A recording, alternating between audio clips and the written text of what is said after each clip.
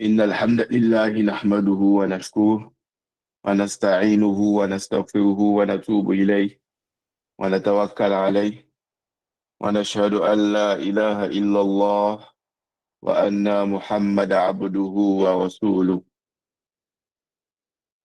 I welcome everyone to our weekly session of Tadhkiroh, where our Sheikh discusses the Sharh Riyadh Salihin by Imam Salih ibn Uthaymeen. I ask Allah to make the knowledge learned in this session beneficial to us all in this world and in front of Allah. I now call on our Sheikh to please take the stage. أعوذ بالله السميع العليم من الشيطان الرجيم بسم الله الرحمن الرحيم إن الحمد لله نحمده ونشكره ونستعينه ونستغفره ونتوب إليه ونتوكل عليه ونشهد أن لا إله إلا الله وأن محمد عبده ورسوله أدى الأمانة وبلغ الرسالة وقاتل الكفار وعبد ربه حتى أتاه اليقين. السلام عليكم ورحمة الله وبركاته.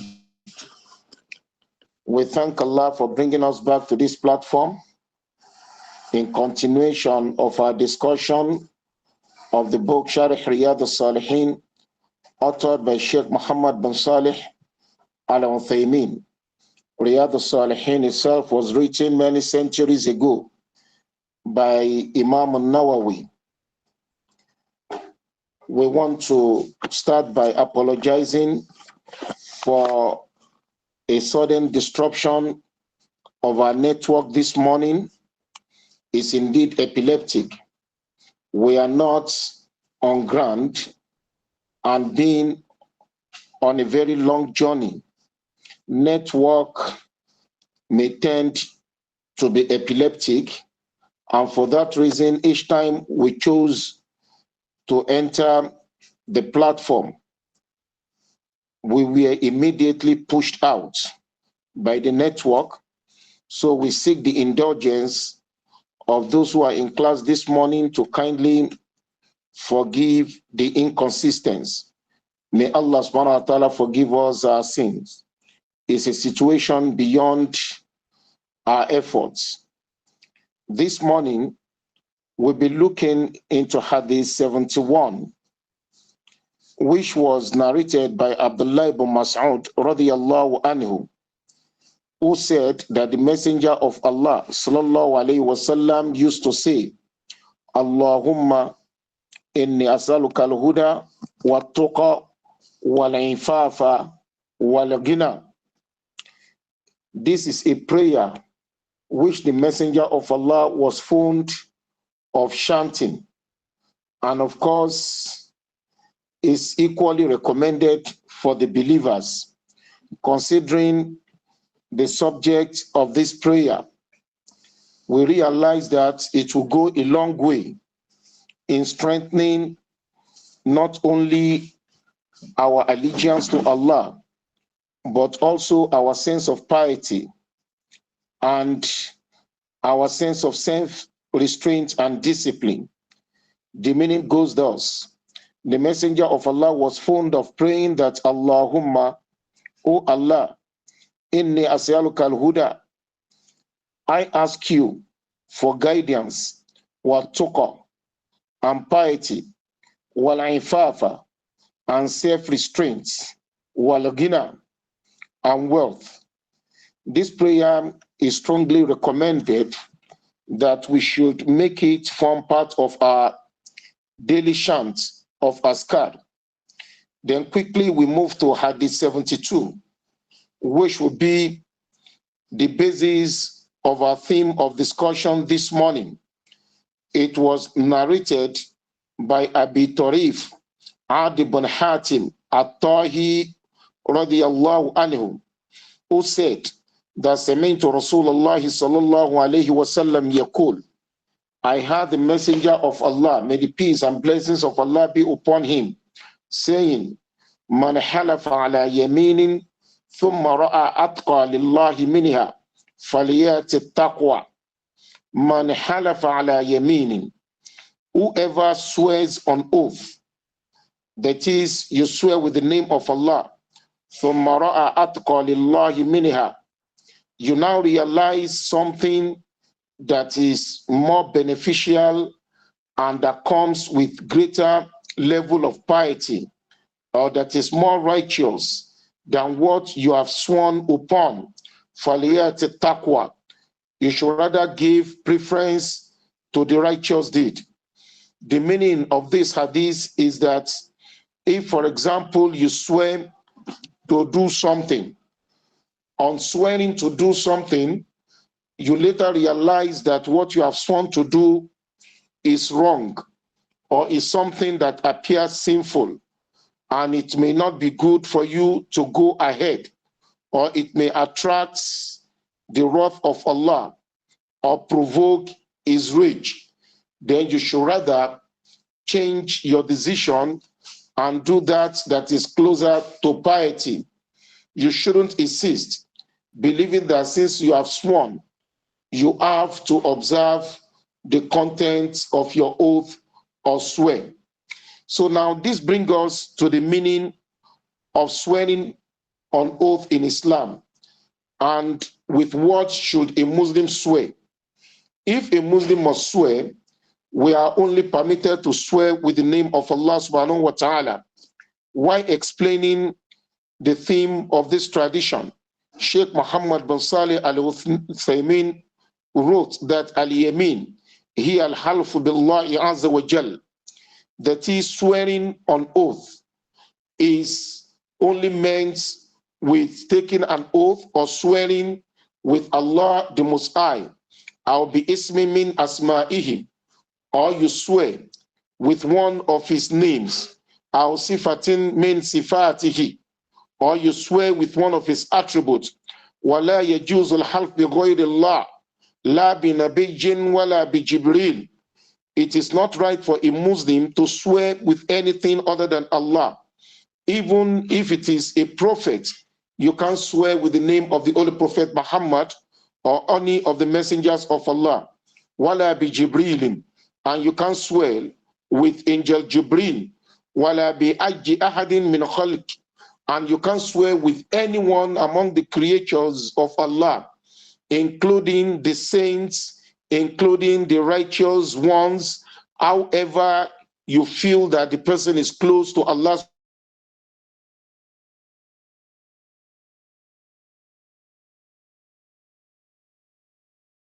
person's name with the name of Allah subhanahu wa ta'ala. Because according to Sheikh Muhammad bin Salih al-Uthaymin, the Holy Prophet Muhammad sallallahu alaihi wasallam is reported to have said, Man kana halifan, whoever wants to swear, فَلْيَحْلِفُ بِاللَّهِ أَوْ لِيَسْمُتْ, should rather swear with the name of Allah or keep quiet. And in another tradition, he said, Man halafa bighayri Allah, whoever swears with other than Allah, فَقَدْ كَفَرَ, the person has become a disbeliever, أَوْ أَشْرَكَ, or the person has indeed committed shirk. فَمَنْ حَلَفَ بِغَيْرِ اللَّهِ, Shaykh Uthaymin explained further that whoever swear with anything other than the name of Allah, فَهُوَ آثِمٌ, the person has become a sinner by so doing. وَلَا يَمِينَ عَلَيْهِ, and that swear does not hold.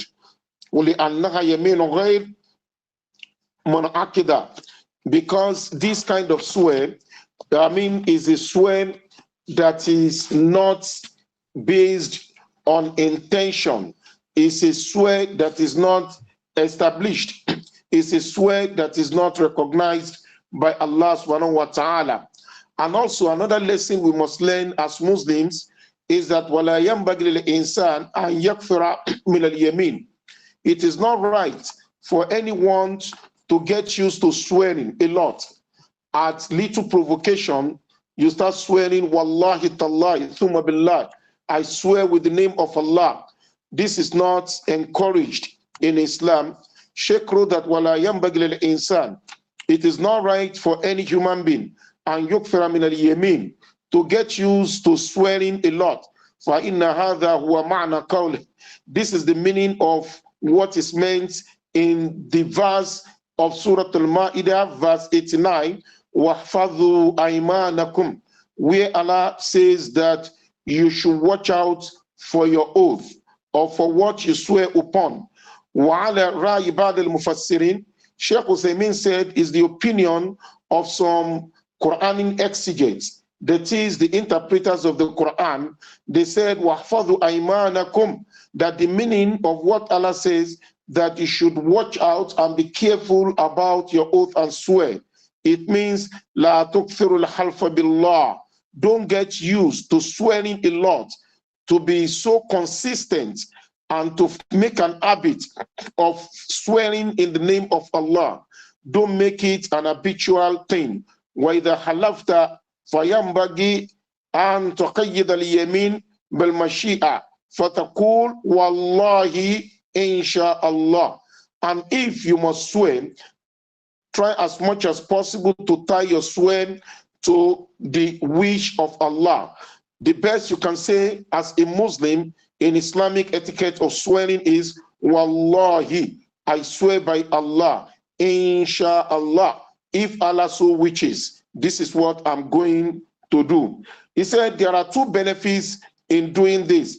And yatayassar laka ma halafta alayhi, that is, what you have sworn upon will be made easy for you by Allah, because you have tied or attached to it if Allah so wishes. Wal fa'idatu thaniya, and the second benefit of swearing thus, annaka law hanafta fala kafarata alayk, that if you now renege on your swear, on your oath, that you are unable to observe what you have sworn upon, annaka law hanafta fala kafara alayk, you will not be required to expiate it by serving the punishment imposed on you by Allah subhanahu wa ta'ala. In Islam, the question of swearing with the names of Allah comes with a lot of implications. And many people today are living with the danger of being called upon by Allah on the day of Qiyamah to account for some actions, whereas they are not aware. They don't even know that they have committed a grievous sin, that Allah only awaits them to come on the day of Qiyamah to render account of what they have assumed to be minor.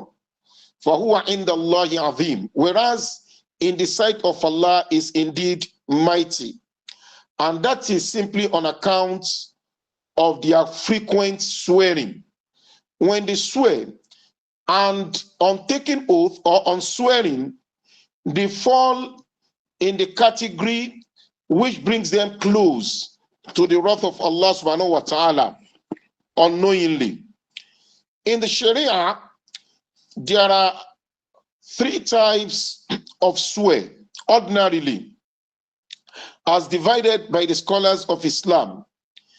There is one we call Yaminul Lagwi, and another one is Yaminul Man'aqida, and the third one is Yaminul Gumus. The one that is known as Yaminul Lagwi, which is an habitual swear or a careless way of swearing, or a swear that is profane, what could be simply described as an erroneous swear that has become an habitual thing, so much that one does not even care and one does not realize that he's taking an oath because it's part of his habit, and he has become so careless about it. With the compassion of Allah subhanahu wa ta'ala, sometimes Allah overlooks this. While describing Yaminul Lagwi by our Sheikh Muhammad Ali Sobuni, in his book, Tafsir Ayat al-Ahkam min al-Quran, he wrote that Yaminul Lagwi, the one that is sworn carelessly, فهي اليمين التي لا يتعلق بها حكم, is when you swear and Allah chooses not to hold you to account on account of the oath you have taken. Allah sees it as your habitual attitude and a careless way of doing things, even though it's not encouraging, as it is reported by from our mother Aisha radiyallahu anha, while describing Yamin al-Lagwi, she said, Al-Lagwu huwa al-kalam al-rajul. He said the example of Lagwi is when someone says, La wallahi, Bala wallahi. You carelessly, you were talking and it's become your habit. When you say, you respond to someone, you say, La wallahi. I swear by Allah, it's not like that. Bala wallahi. Wallahi, I swear by Allah's name, it is like that. When you just mention this carelessly, it has become your habit. At every point of discussion, you call wallahi. Wallahi, la wallahi. Abdullah ibn Abbas radiyallahu anhu, why explaining this as a complementary description to that of Nana Aisha radiyallahu anha, said, في اللغو اليمين أن تحلف على الأمر أنه كذلك وليس كذلك. He said the careless swearing is when you swear on something that is like that, whereas it's not like that.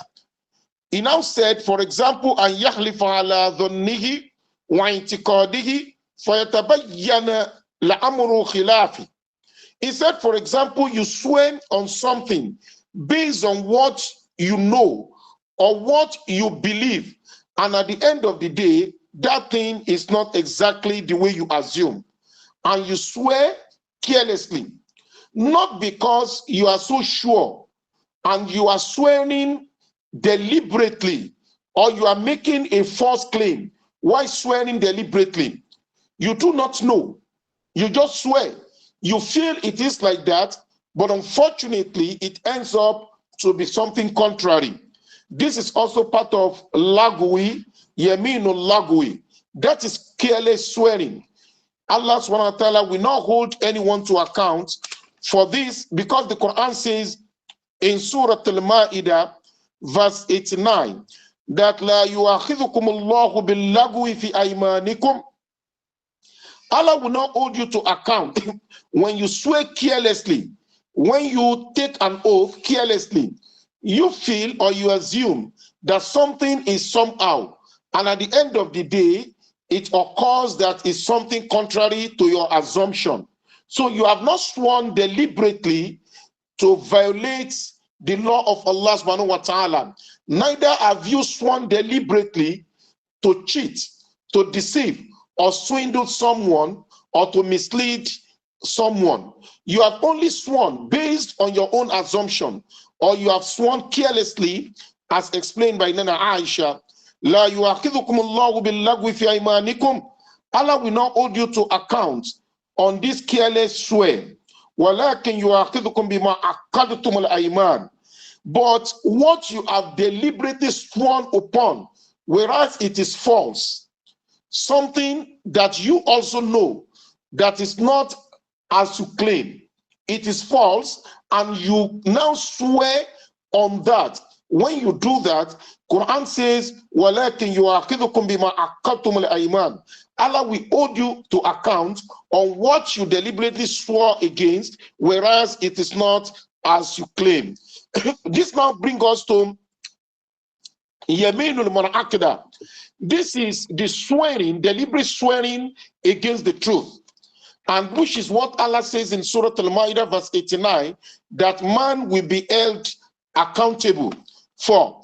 Quran now says, or the scholar now said, فَهِيَ the Yamin al-Munaqida, swearing deliberately against the truth. فَهِيَ أَنْ يَحْلِفَ عَلَىٰ أَمْرٍ فِي الْمُسْتَقْبَلِ. When, for example, you swear on something that is in the future, بأن يفعله أو لا يفعله, that you are going to do this in future. You say, Wallahi tallahi thumma billahi, I'm going to give you the money. Wallahi tallahi thumma billahi, I'm going to marry her. Wallahi tallahi thumma billahi, I'm not going to do this. You swear, and the way swearing, it becomes intentional, that you know that you're not going to do that thing. Or perhaps you are not sure if you'll be able to do it, but you have sworn on it, and eventually you are able to do it. Then you now renege on your swear, on your oath. You have taken an oath that you are going to do something. You now renege. This kind of swear warrants that you must expiate and you must serve the punishment imposed on you by Allah. Kama fassalah al-Quran al-Karim, as explained in Surah Al-Ma'idah verse 89 in the Holy Quran, where Allah says, La yu'akhidhukum Allahu bil-lagwi fi aymanikum. Allah will not hold you accountable for your swear or for your oath that you have sworn carelessly, your careless oath, as explained earlier. وَلَكِنْ يُؤَخِذُكُمْ بِمَا عَقَّدتُّمُ الْأَيْمَانِ. But the one that you have deliberately sworn upon, that knowing that you are not going to do that thing, or unknowing to you because you do not know the future, but you swear that you are going to do this, or you swear that you are not going to do this in future. That comes with the future, and eventually you are able to do it either deliberately, or perhaps it comes beyond your effort or your capability. Bima akatum al-ayman. This is mu'akkida. You now fail to observe what you have sworn upon. In that case, fakafaratuhu, Allah put you to punishment for being unable to observe the content of your oath. And the punishment is it'amu ashrati masakin min awsati ma tut'imuna ahalikum. You are going to get 10 poor, wretched, poverty-striking people. These 10 people, you will feed them from what you and your family eat. What you feed on, the same thing that you eat, the quality of what you eat will be provided to feed 10 poor people. How kiswatuhum, or you're going to clothe them, you provide clothing for them, al tahrir raqabatin, or you're going to free a slave. Fama lam yajid. So if you are able to do this, it's beyond your capability to clothe, to feed, or to free a slave. فَصِيَامٌ ثَلَاثَةٍ أَيَّامٍ. You are enjoined by Allah as expiation of that sin to fast for 3 consecutive days. ذَلِكَ كَفَّارَةٌ أَيْمَانِكُمْ. That is an expiation for violating your oath. إِذَا حَلَفْتُمْ وَاحْفَظُوا أَيْمَانَكُمْ. Then the Quran says, وَاحْفَظُوا أَيْمَانَكُمْ. Do not get used to frequent swearing. Quran warns us that it's a bad habit to get oneself used to frequent swearing. Then the third type of oath or swear, وَأَمَّا الْغُمُوسِ, is the one they call يَمِينُ الْغُمُوسِ. يَمِينُ الْغُمُوسِ فَهِيَ الْيَمِينُ الَّتِي يَتَعَمَّدْ فِيهَا الْإِنسَانُ الْكَذِبِ, is when someone deliberately told a lie. He is conscious of the fact that the situation is not as claimed by him. He now intentionally, deliberately makes a claim and is indeed a lie, or making a false claim, or on saying something that you know that you're not going to observe, and you become so intentional about it, and you now swear on the basis of that. يَتَعَمَّدْ فِيهَا الْإِنسَانُ الْكَذِبِ, that you know that you desire deceiving people. You can see it. For example, when you say, Wallahi ma fa'altu kada wa qad fa'alahu. When you say, I swear with the name of Allah, I did not do so thing, whereas you did it.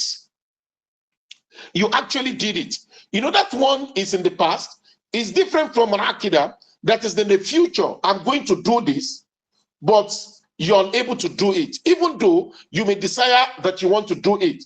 But for whatever reason, a situation beyond your effort or your capability, or a circumstance that is beyond you, you are unable to fulfill the vow.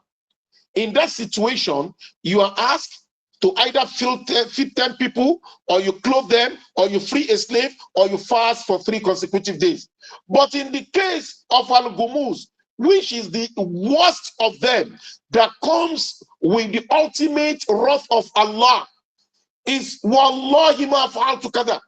You have actually done something. You did it. You now swore that you did not do it. Whereas he has done it. Or you say, Wallahi laqad fa'altu kada wa lam yaf'alhu. You swear on oath that you have done so thing. I've given him the money. I swear by Allah. Whereas you did not give him the money. You did not do it. Wasumiya gumuzan. They said this one is called gumuz. What's the meaning of gumuz? Gumuz is an Arabic word which connotes putting something deep into something, digging something. You take, for example, now, when you take a stick and you dig the floor and you put it inside, that is gumuz. When you take something deep into something, then the scholar Ali Sobuni now explained that wasummiya gumuzan or wasummiya gumuz. This one is called gumuz. They call it swearing gumuz. Quran call it gumuz. The only prayer coming to li'annahu yagumusu sahibahu fi nari jahannama, because he's going, the person who does this claim, this yamin, this oath, we take him so deep, we bury him deep, just like you bury a stick, gumusu fi nari jahannama, in the fire of Jahannam. Even the particular fire where he will be buried is mentioned here. We can see that this is a very serious problem. It's not taken lightly by Allah subhanahu wa ta'ala that wadambuhu adab. They said that sin that you swear on something that you did not do, claiming that you have done it, or something that you have done and are claiming that you did not do it, and you now swear with the name of Allah, wadambuhu adab min an yukaffira. They said this sin is greater than becoming a kafir. لأنه استعان بعظمة الله جل وعلا, because it's as though you are ridiculing the mighty name of Allah. حين حلف كاذبا, when you swore in his names, whereas you are swearing on lie. This is a very serious problem. We can now see it. Now, what's the judgment? The first one, that is a careless swearing that people are fond of saying. They are just talking, they say, Wallahi la, wallahi, wallahi. Allah choose to overlook it for you because it is a lagui, but it's not a good habit. It's not a good habit, especially when you feel that that thing is as it is. You feel that this is how it is, whereas it is not. You now swear with the name of Allah carelessly. You are talking wallahi, wallahi, wallahi, wallahi, wallahi. All of these are bad habits or attitude. But Allah chooses with his compassion to overlook it. Especially if you assume that what you have sworn upon is as you claim, whereas it is not. But on your assumption and on the certainty available to you, you believe it is what you have sworn upon, that is exactly, whereas they are not. Allah chooses to overlook it. This is one. But number two is manakida. That is, you swear against the future. Wallahi, I'm going to do this for you. As described by Allah subhanahu wa ta'ala, you are unable to fulfill the promise or the vow. You are unable to fulfill the vow or what you have taken an oath upon, or you are unable, what you have sworn upon, you are unable to carry it out. In that situation, it is believed that it is beyond, the circumstance is beyond you. And you are asked to feed 10 people, or clothe them, or free a slave, Or if you're unable to do that because you lack the financial capability, you should now fast for 3 consecutive days. That's when Allah will forgive you. Let's take note of this, brothers and sisters. Then the last one, what is the punishment? The punishment is the hell of Jahannam. Al-Gumuz. Allah does not bring his own punishment that you should fast or you should feed. No! Gumuz, you did something and you made a claim, swearing with the name of Allah that you did not do it, or you did not do something and you claimed, swearing with the name of Allah that you actually did it. That is Yaminul Gumuz. That is the swear or the oath that will dig someone deep into the pit of fire. That's why they call it Gumuz.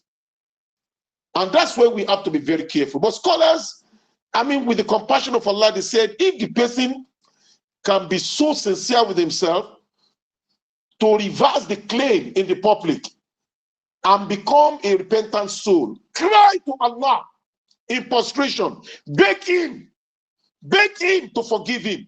They said, perchance Allah may choose to forgive him. May Allah subhanahu wa ta'ala forgive us our sins.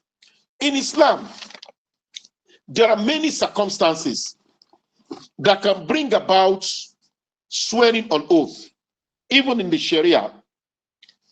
Normally, what makes Islam to establish the standard of oath taking or swearing normally bears on insecurity or lack of witnesses. Where there are witnesses, Islam will not ask us to take an oath. That one is very sure. But where there are no witnesses, Islam may choose that, okay, you must take an oath because of this. Let's take, for example, when we talk about insecurity, in the time of the Holy Prophet Muhammad, whenever people accepted Islam, they were enjoined to take or to make the pledge of allegiance, which is known as Bay'ah. Allegiance to Allah and to the Holy Prophet Muhammad, that they will not betray the mission of Islam. Then again, after the era of Allah's Messenger, in the time of the Khulafa, each time a Amir or Caliph was appointed, each time he emerged, the community will be required to give allegiance to him officially by making a pledge, which is equally known as Bay'ah. And up till our own time today, it is part of the culture of Islam that a leader must be given a pledge of allegiance. You swear on allegiance that you shall be loyal to Allah and the Holy Prophet Muhammad, and you shall be obedient. It's part of the culture of Islam.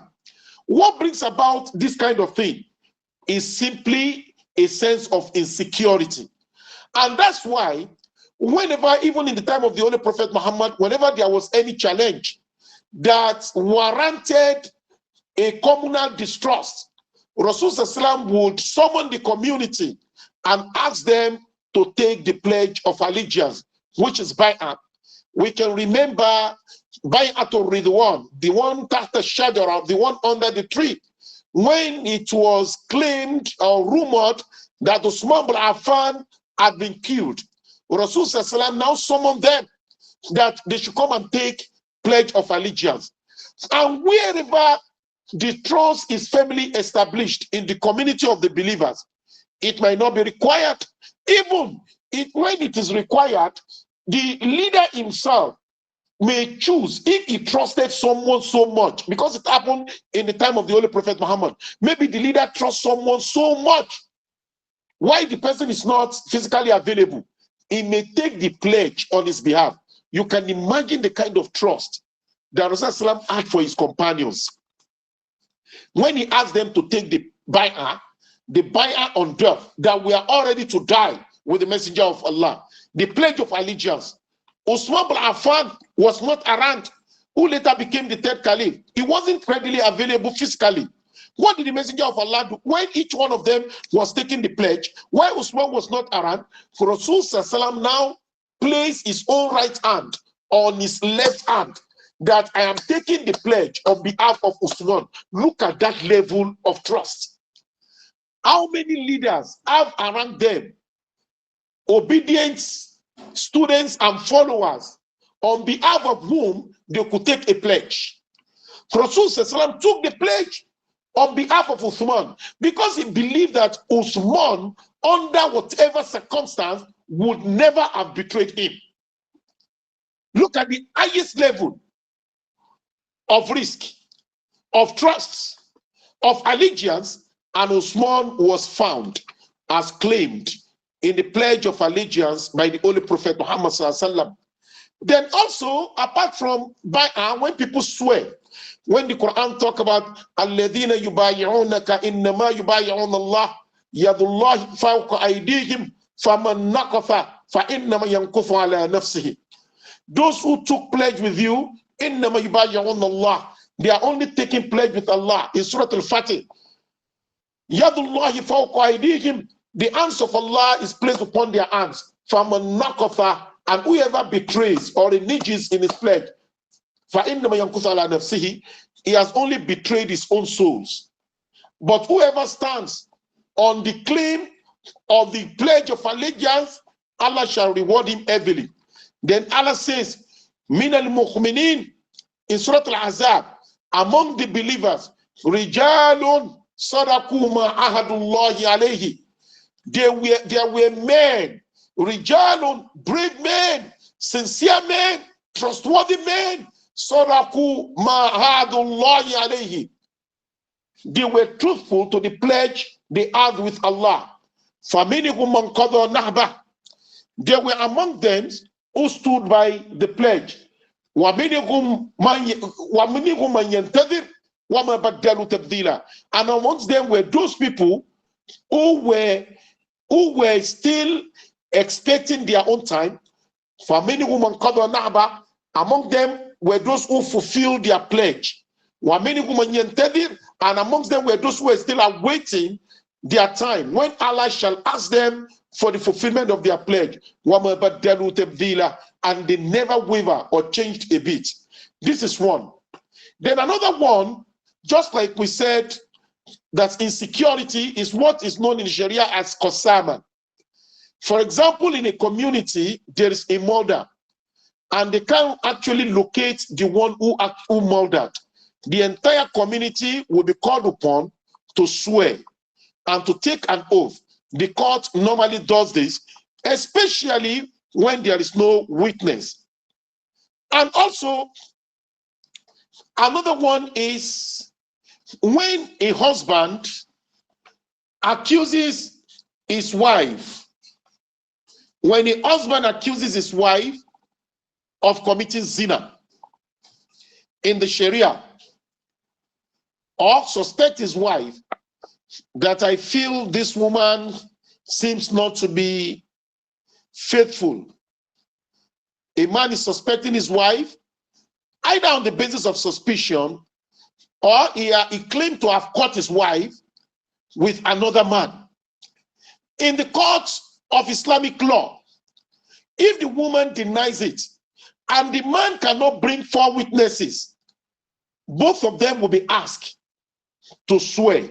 This is explained in the Holy Quran in Surah An-Nur, in verse 6, where Allah says, وَالَّذِينَ يَرْمُونَ أَزْوَاجَهُمْ, those who have accused their wife, they allege that their wives have committed zina, either on the basis of suspicion or on the basis of reality, or they were caught right-handed, and they were caught. When they are caught in that situation and brought to the court, and the woman denies it, or is on suspicion, or you just say, my wife, you are an adulterous woman. Whether you have the reason to have said that or you do not have the reason, and you are brought to the court in the Sharia law, both people, the husband will be asked to provide 4 witnesses, because this is the primary injunction in Islam. If he's unable to provide it, just like I have said, that where there are lack of witnesses brings forth the idea of swearing. When he's unable to provide 4 witnesses, Then Quran says, وَالَّذِينَ يَرْمُونَ أَزْوَاجَهُمْ, that those who claim that their wives have committed zina, وَلَمْ يَكُنْ لَهُمْ شُهَدَاء, and they can't provide witnesses, إِلَّا أَنفُسُهُمْ, except themselves. They say, where is your witness? I am the only witness. I caught them. I caught them.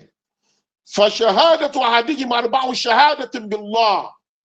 Then the court will take their own, the 4 witnesses required by Allah will be represented by the husband's single witness.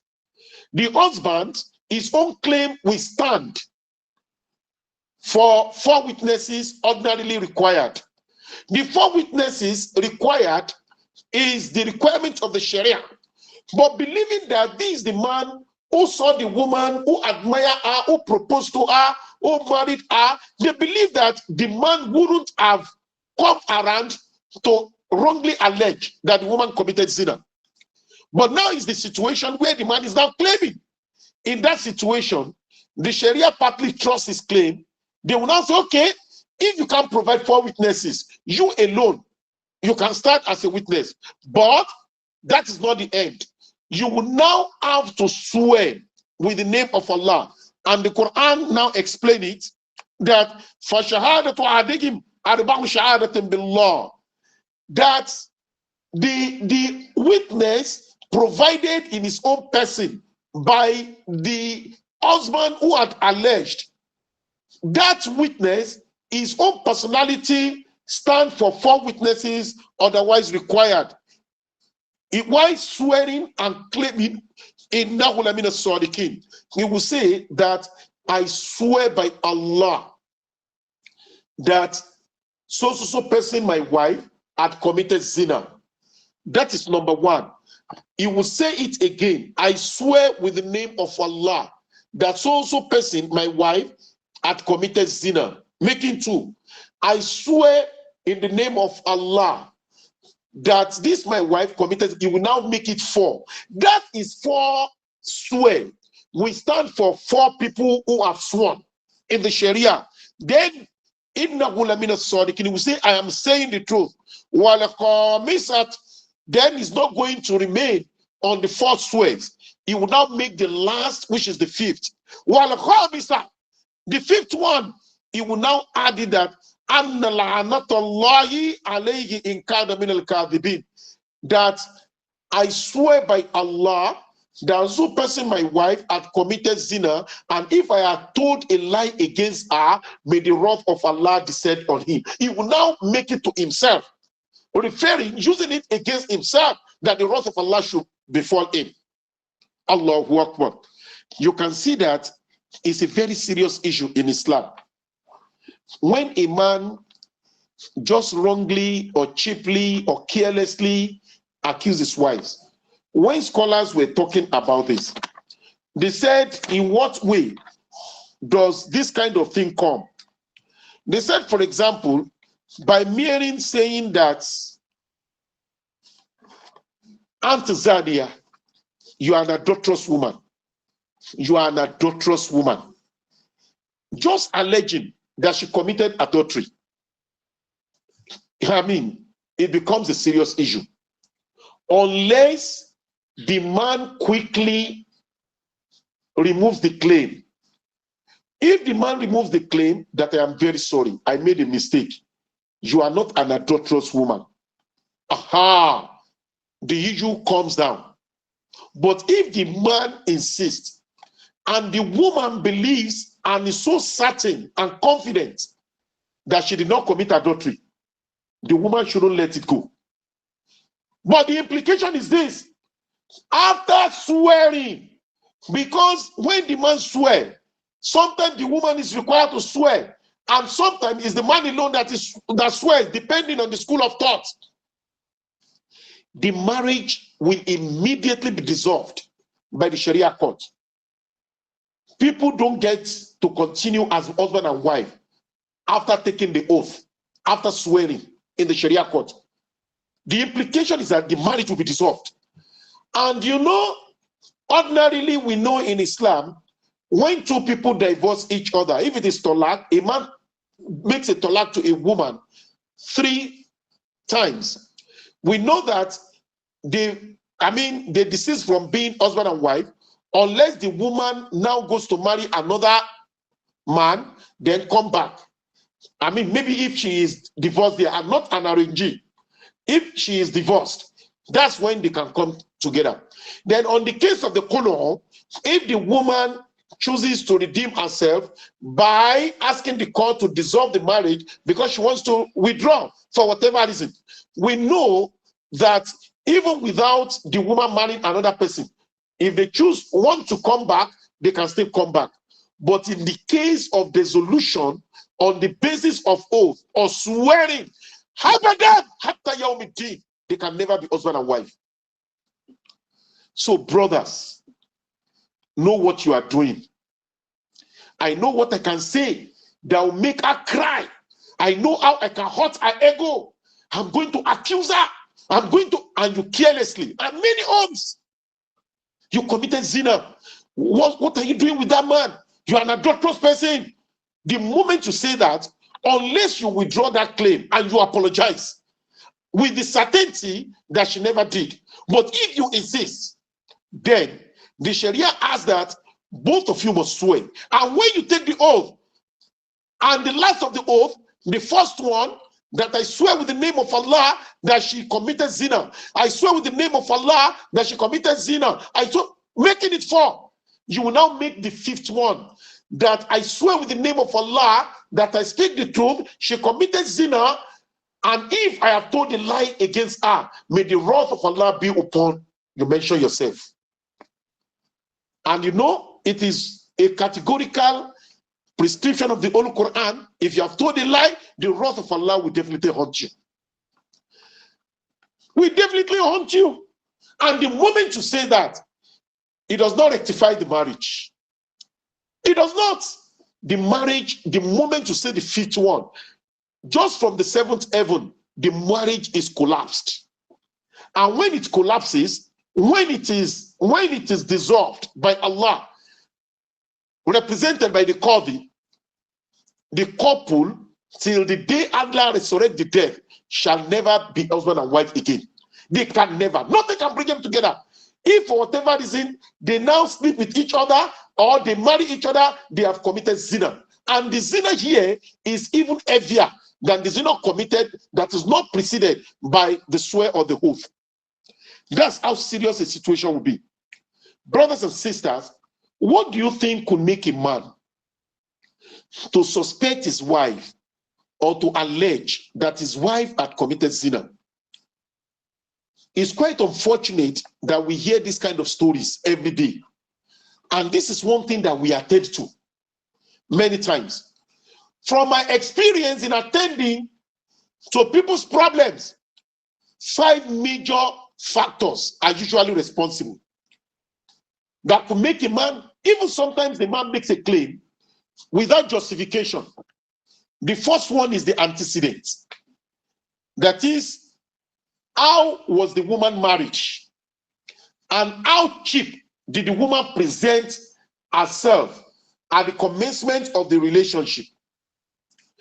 When a man proposes to you, you might be a virgin, you might not be a virgin. Whatever you wear, at the commencement of the pre-marriage relationship, you made yourselves cheaply available.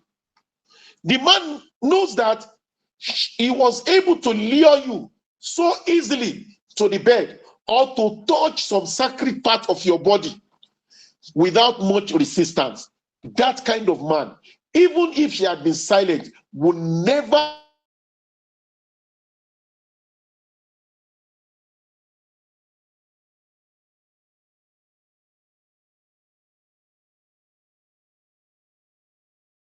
an issue. No man will ever respect you. He will never respect you because, I mean, you know what women don't know? They don't know the thought system of men.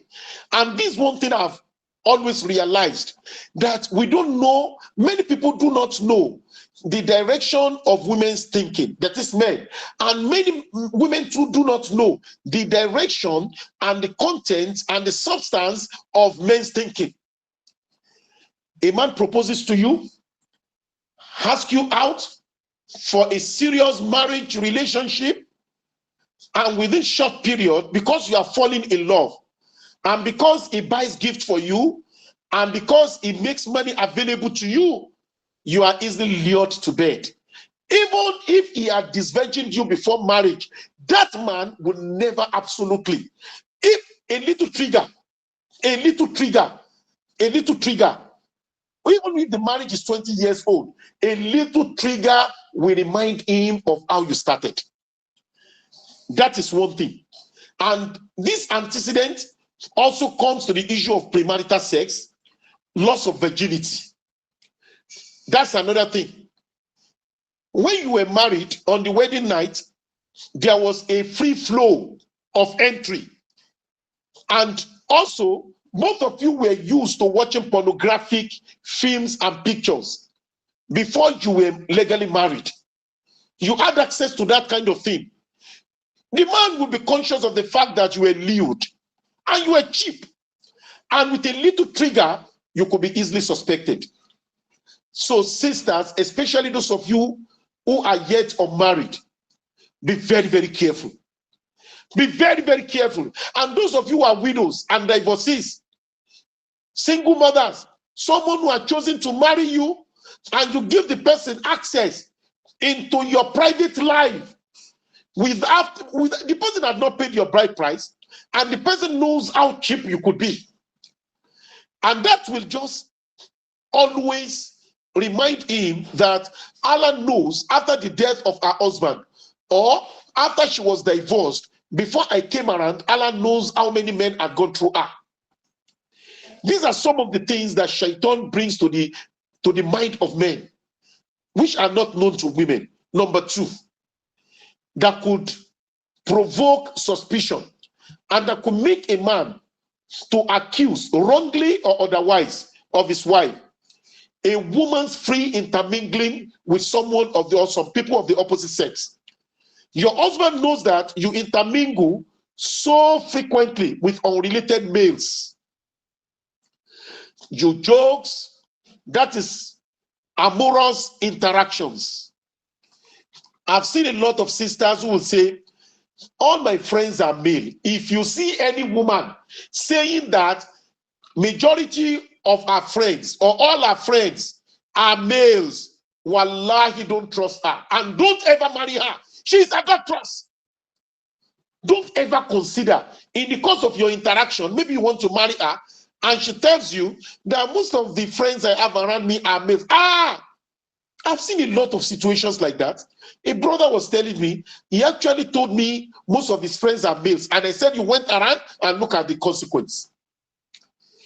Any woman who is always free in the midst of the opposite sex with amorous interaction, or not even amorous, men are the confidants, men are the friends, and some husbands are so stupid that even their wife will introduce such men to them. How are you, Alabi? This my friend. His name is Mahmoud. He's my friend. We've been friends since when we were young. We've been friends at work. We're in NYC together. We're in the university. We've been so friends. Mahmoud, this is my husband. Friend. Three things. A woman has only one in her life.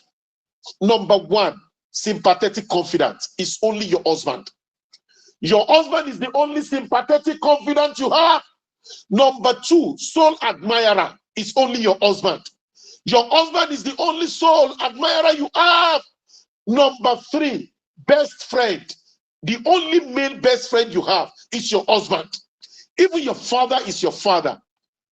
I'm talking about your male siblings, they are just your brothers. But as for your husband, ordinarily in the law of Allah, is the only male friend you have, is the only soul admirer you have, is the only sympathetic confidant you have. So, when your husband knows that you are so free in the midst of men, and those are your friends, at little trigger, you'll be suspected.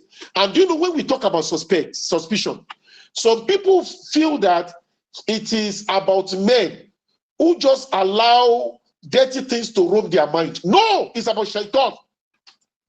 Rasul Sallam said in a hadith confirmed to be authentic by Sheikh Nasruddin Al-Albani that inna iblisa yada'u arshahu ala al-ma summa yursalu sarayahu, that Iblis, the archdevil, places his throne in the middle of the water of the ocean. He now sends out his messengers, his workers to the world of man to cause havoc. When they return in the evening hour, this one will say that there is a man who had been decent, had never tasted alcohol. I've been able to lure him, convince him to taste alcohol. As I speak to you, he's intoxicated because he's drunk. Another one will say there is a particular man who had been honest, but today I've been able to make him tell a lie and to steal from the government money. Each one of them will be giving report. Then Shaitan will just be nodding his head. Rasul Sallam said, until one comes, he will say, I know of a man who had been loyal to his wife, and there is a marriage that is so sweet, and the woman also enjoys the marriage, and have brought a lot of suspicions and a lot of trouble in the family. Has been difficult for them to go their separate way.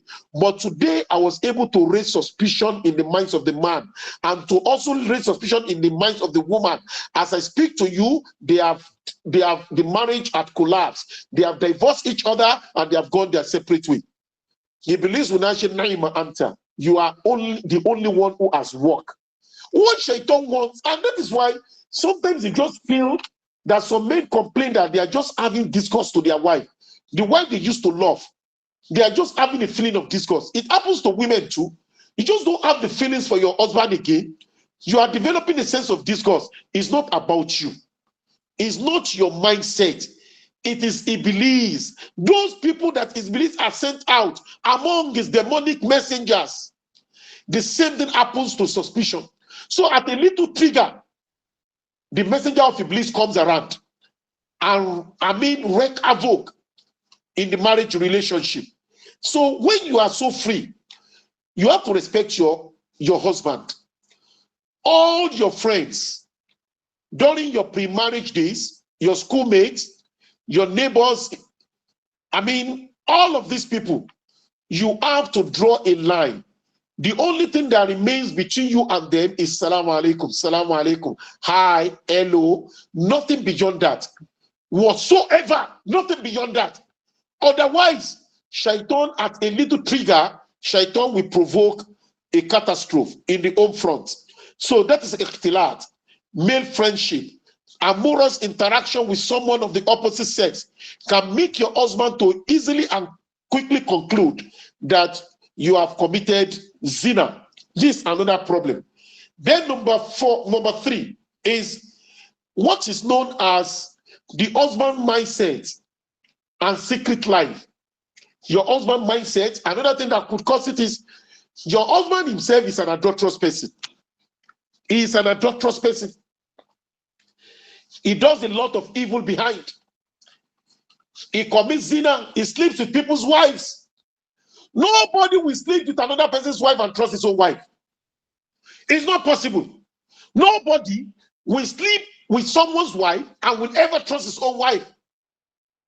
That is the fitna in this kind of zina.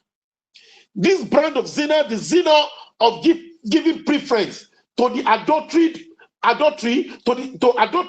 with married women. It makes you to distrust your own wife too.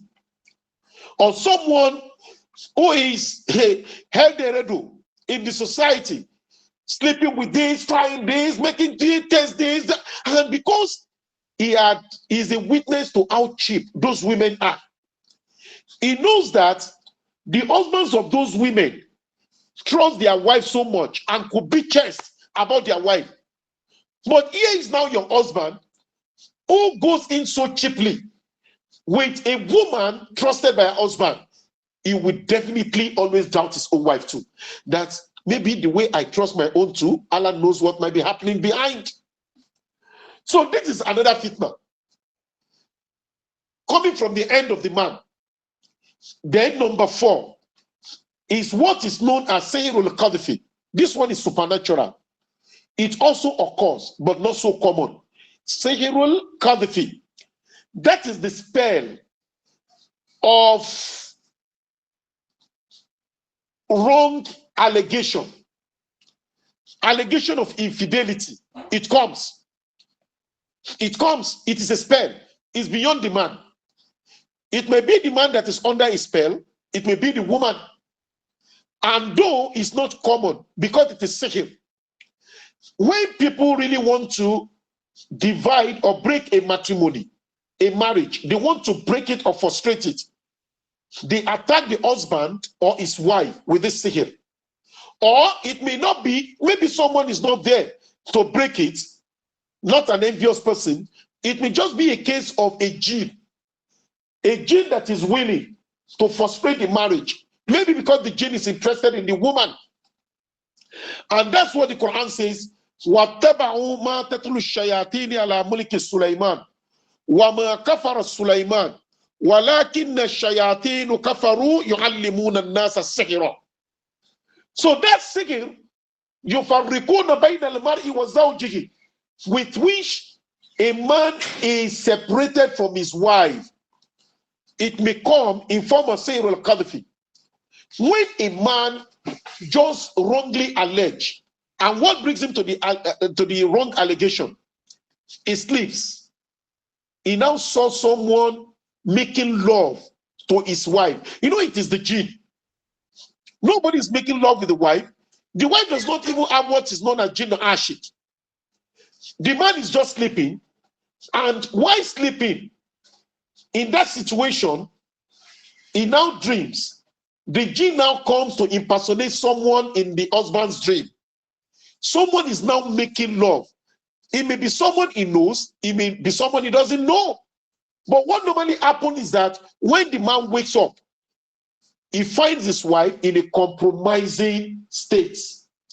Maybe the woman, he finds the wife in a compromise. Maybe the woman is sleeping, facing up as if someone is making love to her.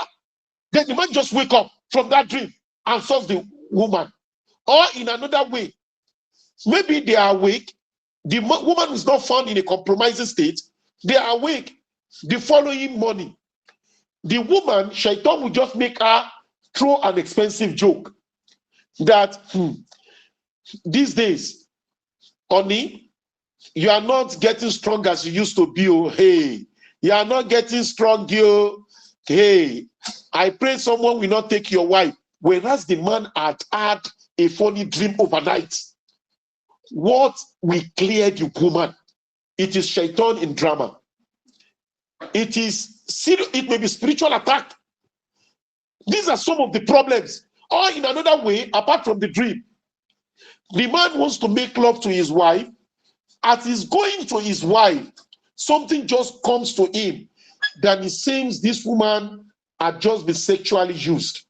Maybe the woman had come from work, then the man, something, little things, a little slippery word will be falsely interpreted by Shaitan. That maybe they made love to her in the office, and in that state, a lot of things will come. Allah knows the relationship between her and her boss. She said the boss has just given her the opportunity to travel. He said the boss will just be roaming. We'll be roaming. Wallah is Shaitan. This may also happen. Sayyid al-Qadfi. It may happen. A man may, on account of this, accuse his wife wrongly. So we have talked about 4 now. These 4, the antecedents, that is, how was the woman married, are intermingling with with unrelated males, the husband mindset and secret life, and Sayyid al-Qadfi. That is the seer of false allegation. And the last one, which a man does not have the right to take advantage of to accuse his wife wrongly, is indeed highly sinful. If any man, on the basis of this last one I want to mention, wrongly accuse his wife, and that is the bedroom adventure of a chaste Muslimah, conservative mind of a parochial husband. A woman married as a virgin, decent, chaste, She might not even be a virgin, but now she had repented. And she's now loyal to the husband. She is faithful. But because Allah had permitted her to be so free in the bedroom, and she really wants to experiment her imaginations, she now comes to the bedroom to handle the husband in an adventurous manner. And here is the conservative mind of a parochial husband. The husband who lives in the denial of false modesty and exaggerated piety. Subhanallah, where did you learn all of this? Ha! Then Wahala starts. Brothers and sisters, we have settled enough of these quarrels. Even in Saudi Arabia, one happened recently. I read of a man in Riyadh, in Saudi court, who divorced his wife. Do you know for what? As simple as this: the mindset of a parochial, conservative man. What did the woman do? In the course of love making, the woman raised her leg like this. Because the woman wanted to try something different. Something as simple, as common as raising leg up. Immediately the man withdrew and went to the court that his wife had been committing adultery. His wife had been experimenting something beyond the marriage, and therefore the wife must go, and the wife was divorced. The court tried to save the situation. He said, it is no longer in my mind. Brothers, piety does not stop you from the experience of sexual creativity. In Islam, when a marriage is solemnized, it's expected to be consummated. And what is the meaning of Aqdun Nikah? When you say Aqdun Nikah, they have tied the knots. They have tied it, and it must be strongly tied.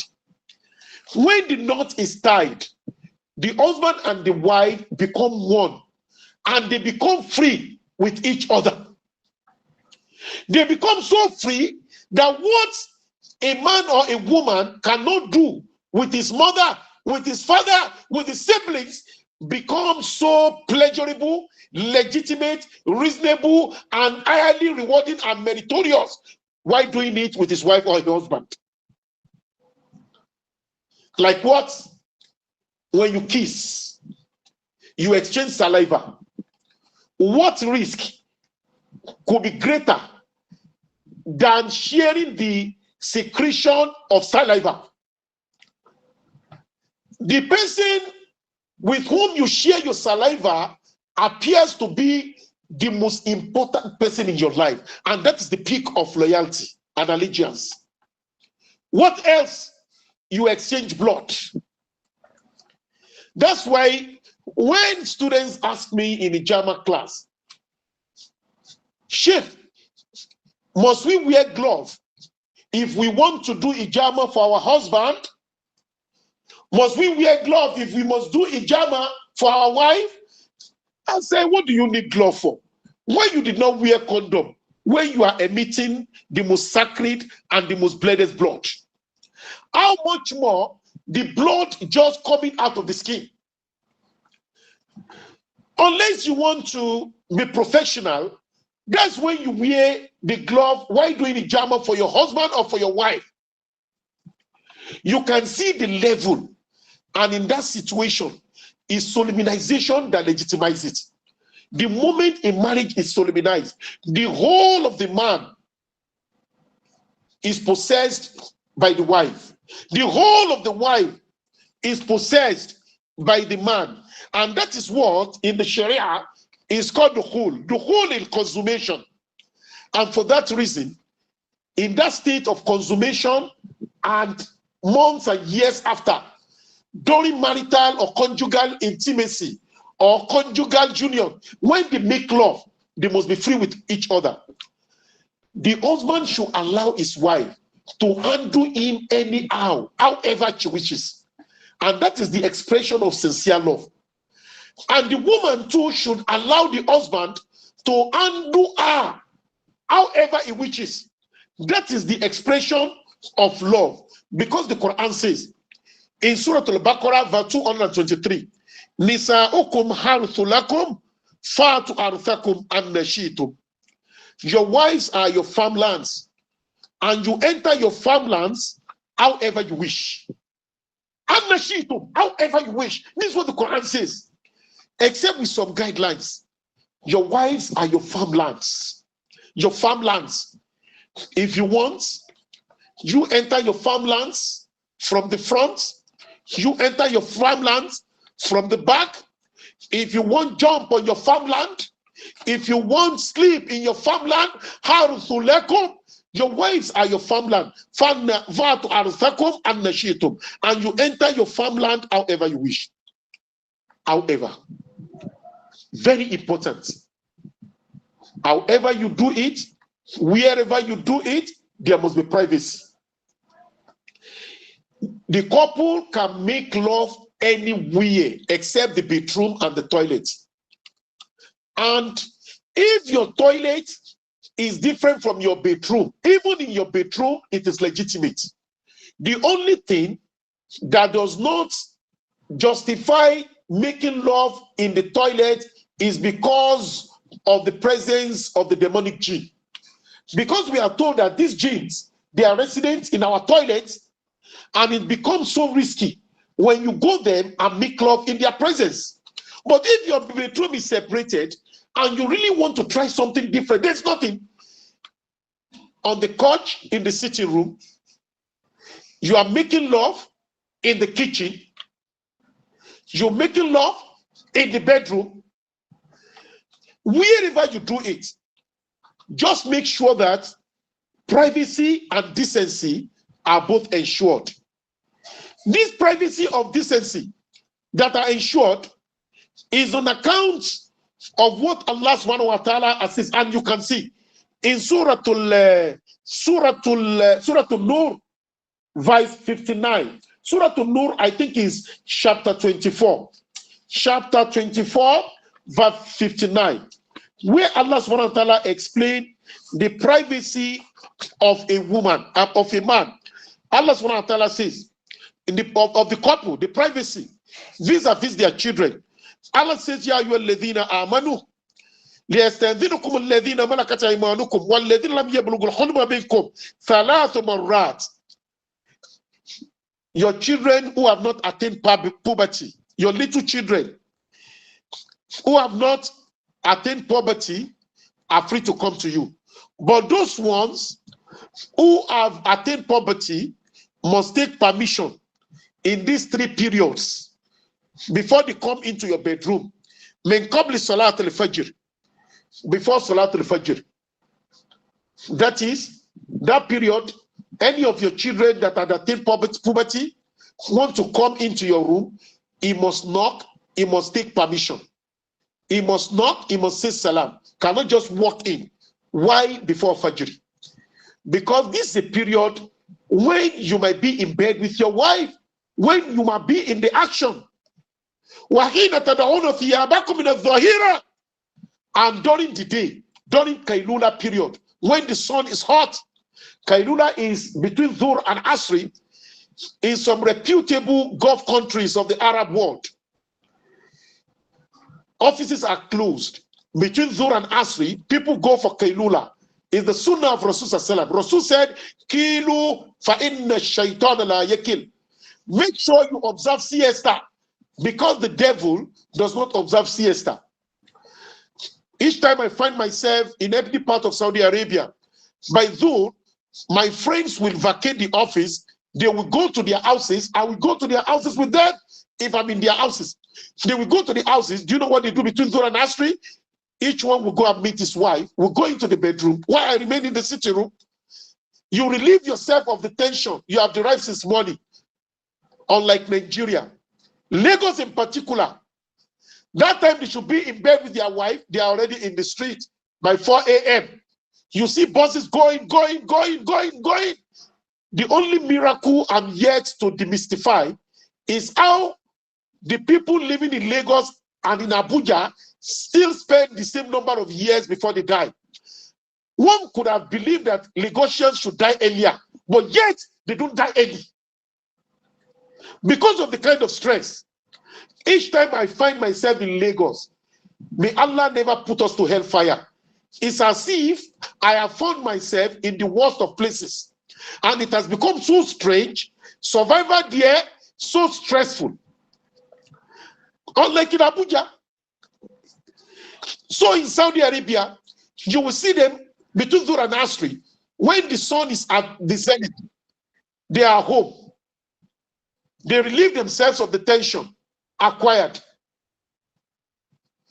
A sister asked me a question last week that sounded so funny. She's a sister from Lagos. Said, Sheikh, I run a spa in the island, in Lekki area. Sometimes people come during the day from their office. They just show up. They said they want lingam. I said, which one is lingam? He said, lingam is a way of massaging their sexual organ, somewhere around their sexual organ, to just release them. I said, the Emis Pam said, Subhanallah. He said, even Muslim come around, Muslim brothers. I said, why? What brings about that? He said, because of the stress they have been through, they just come during the day, towards the evening. He said it's a way of massage to relieve themselves. Look at what Islam has taught us about Kailula.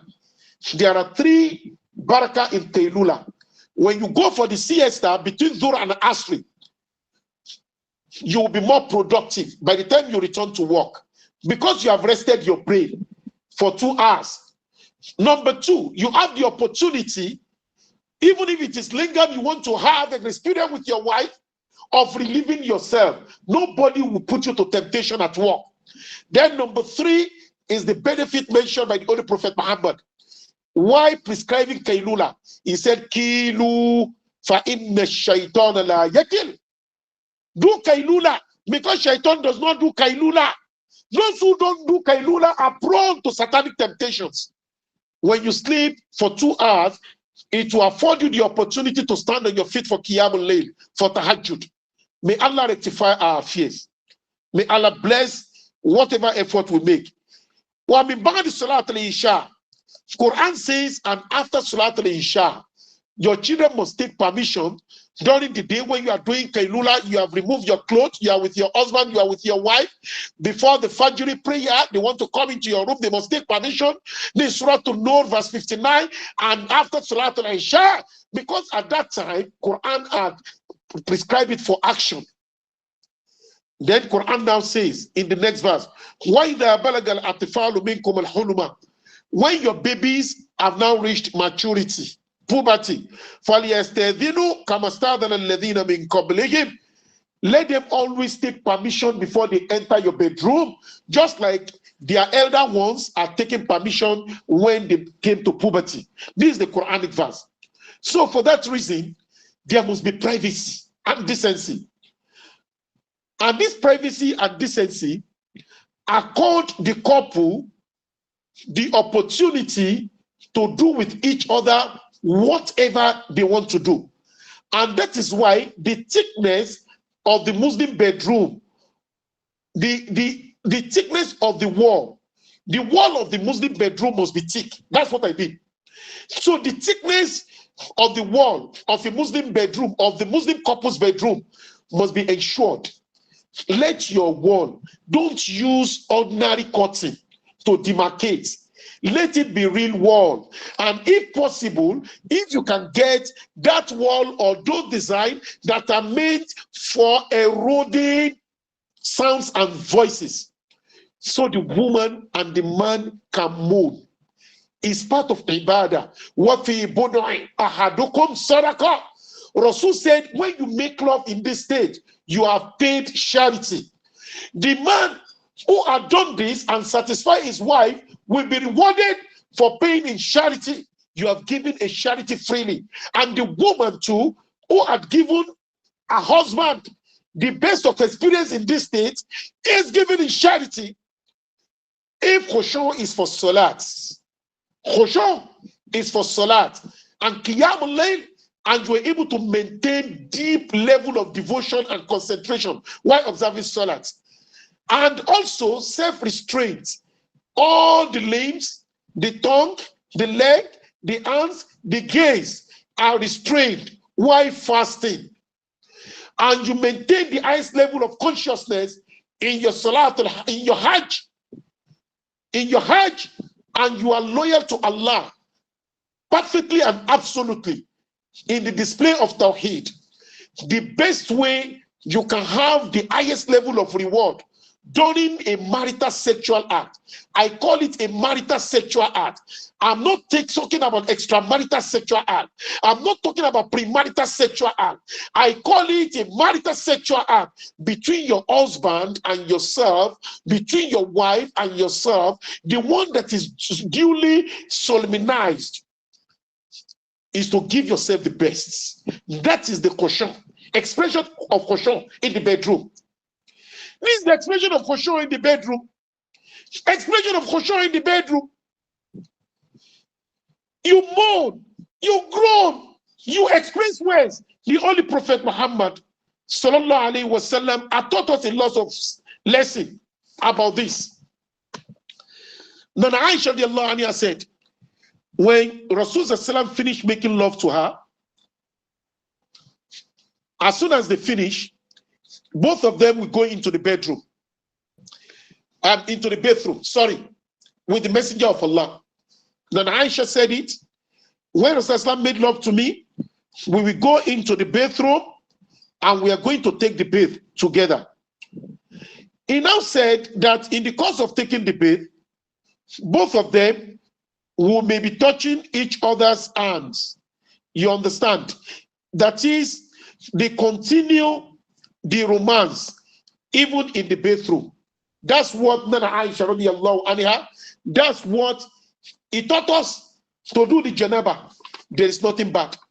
And if it's a bedroom where there is no toilet, and if you still want to have another round, it's equally part of the ibadah. You know, the act of worship with the early Muslims, and compared to that of today, we believe that if something is pleasurable, therefore, it should be removed from an act of worship. When oftentimes, while resting his head, Rasulullah will rest his head on the breast of Nana Aisha radiallahu anha. Aisha had said this several times, even when Rasulullah was sick, chronically ill, that is, the sickness that resulted in his death. He said Rasulullah found it difficult to chew his stick. And when I was showing the stick, and when he saw showing stick in my hand, Rasulullah was looking at it, and I could feel that maybe he wanted it. And I broke it, showed it to be softened, and I gave it to him to use it in his own mouth too. That's why I don't know why you separate your brush from that of your wife. The wife you kiss, these are some of the places that comes with marriage. May Allah subhanahu wa ta'ala guide us. And that is why sexual foreplay must precede the sexual act itself. The messenger of Allah in a hadith that was reported by Abdullah ibn Abbas said, La yaka'anna ahadukum ala imratihi kama taqa'ul bahima waliyakun bainahuma ar-rasul sallallahu alayhi wa sallam. Look at the best of Allah's creature, the most righteous and the most pious of Allah's creatures, the messenger of Allah sallallahu alayhi wa sallam. Allahumma salli ala Muhammad wa ala ali Muhammad kama sallaita ala Ibrahim wa ala ali Ibrahim wa barik ala Muhammad wa ala ali Muhammad kama barakta ala Ibrahim wa ala ali Ibrahim fil alamin innaka Hamidum Majid. The messenger of Allah said, La yaka'anna ahadukum ala imratihi. None of you should just pounce on his wife. You just come home and you are in the mood and you pounce on your wife. None of you should ever pounce on his wife. That's what the messenger of Allah said. Kama taqawul bahima. Kama taqawul bahima. Just like animals pounce when they want to make love. The animals will pounce. Just, you know, in animals there is no foreplay. That's what the Messenger of Allah said. He said, وَلِيَكُنْ بَيْنَكُمَ الرَّسُولُ. Before you pounce on your wife, make sure you send a messenger. وَلِيَكُنْ بَيْنَكُمَ الرَّسُولُ. Let there be a messenger before you, between you. Don't just pounce on your wife. Then the Sahaba said, وَمَا الرَّسُولُ يَا رَسُولَ اللَّهِ. What is the messenger? Please teach us, O Messenger of Allah. Rasul said, al-qabla wal-kalam. Kiss your wife, touch her, fondle her, wal-kalam, and utter romantic words and statements. You just don't remain silent in the bedroom. When you are with your wife, especially those of you who have been in marriage for 20 years, it has become a routine, and the marriage is already becoming monotonous and boring. You must pounce. When you shouldn't pounce. This is a warning.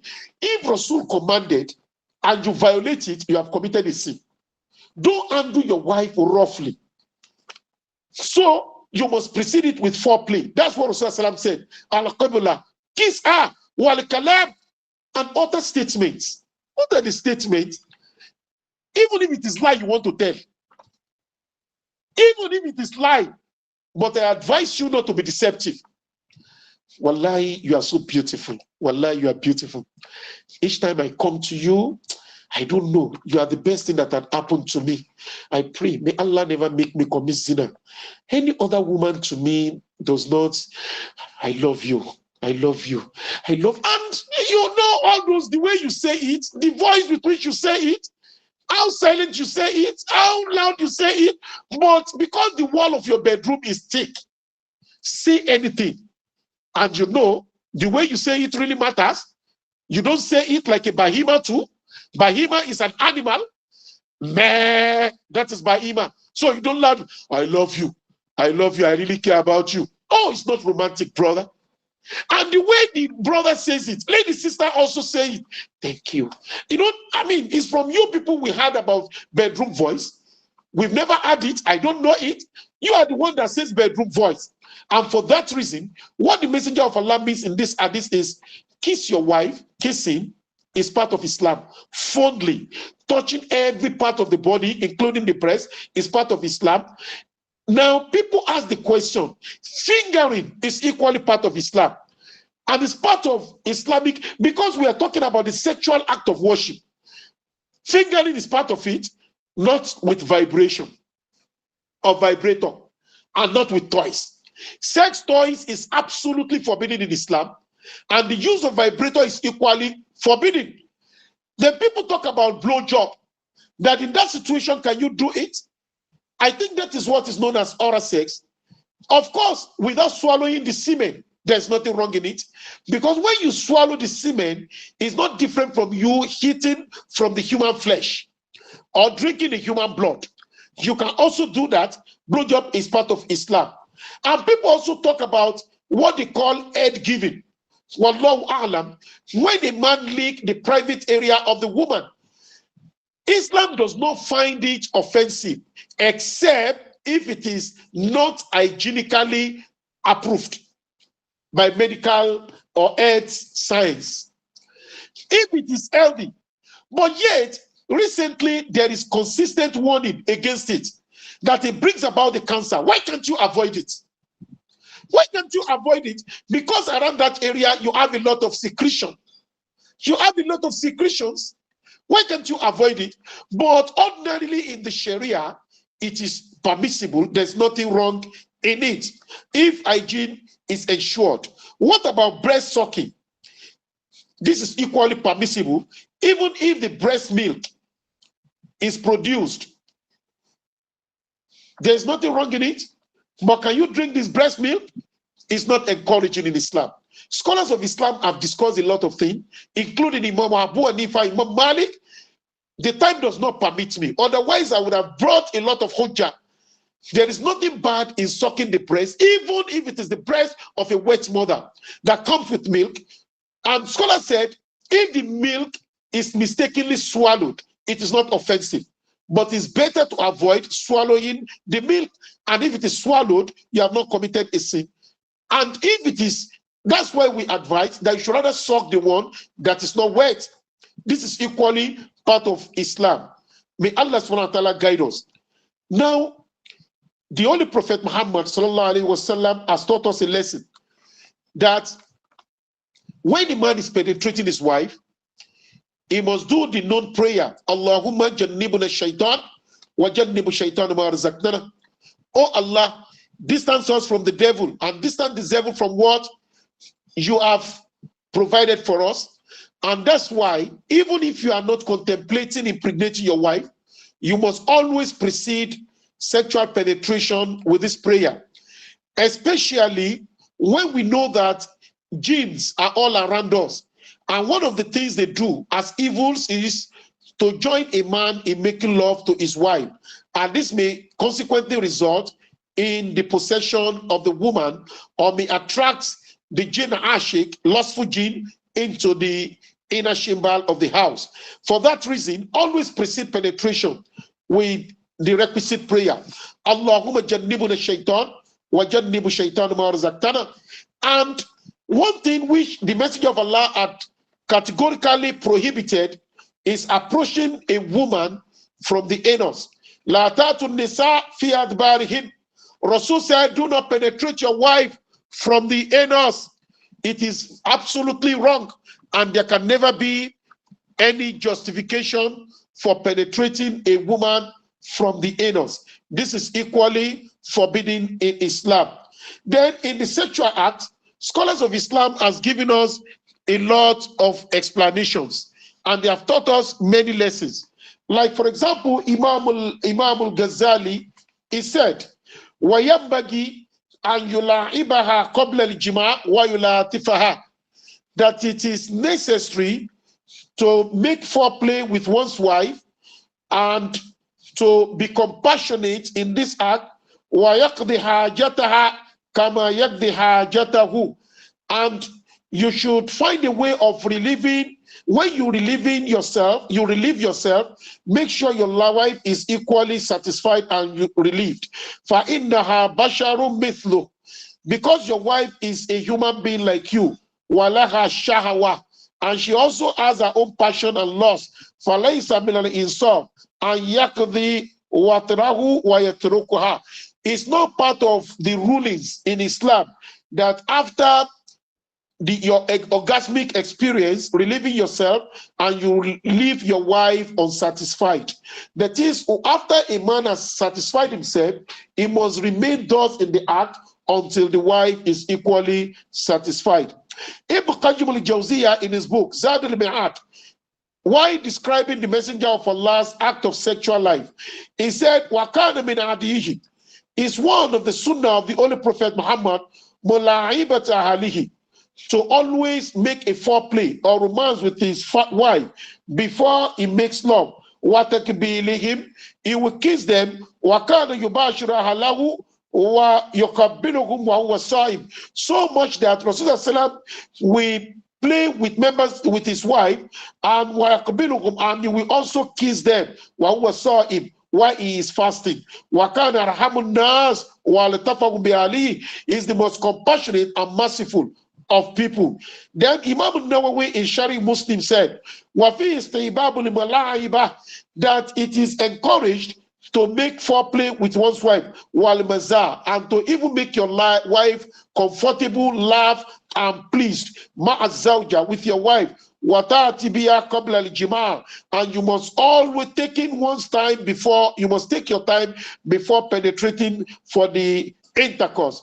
In also in the book Al-Muhalla of Ibn Azmi, he said, وَمِنَ الْوَاجِبِ, one of the obligations, and yat rajulu ahalahu, is that a man should come to his wife ala wajhi ladhalahuma jami'a, on the basis that both of them should be mutually satisfied. One la ya'jiluha anil ladha, you shouldn't deprive your wife of sexual pleasure. This is what some of our scholars have written and what they have said about all this. Then the question of how often does a man make love to his wife? Scholars have equally written a lot about this. There are some of them who believe that it should be at least once in 4 days, because Allah subhanahu wa ta'ala has prescribed that a man can marry 4 wives. Even if you marry one wife and you are so sexually weak that you can't do it twice, 3, 5 times in a week, which is better, then at least once in 4 days, you must meet your wife. Some people said once Allah told that when a woman is clean of her menstrual period, at least once. But the most reliable opinion is once in 4 days, at least, if it can be 2, 3, 4 times of a week. Now, those things that are bad, that must never be condoned in marital sex. Number one is this idea of twosome.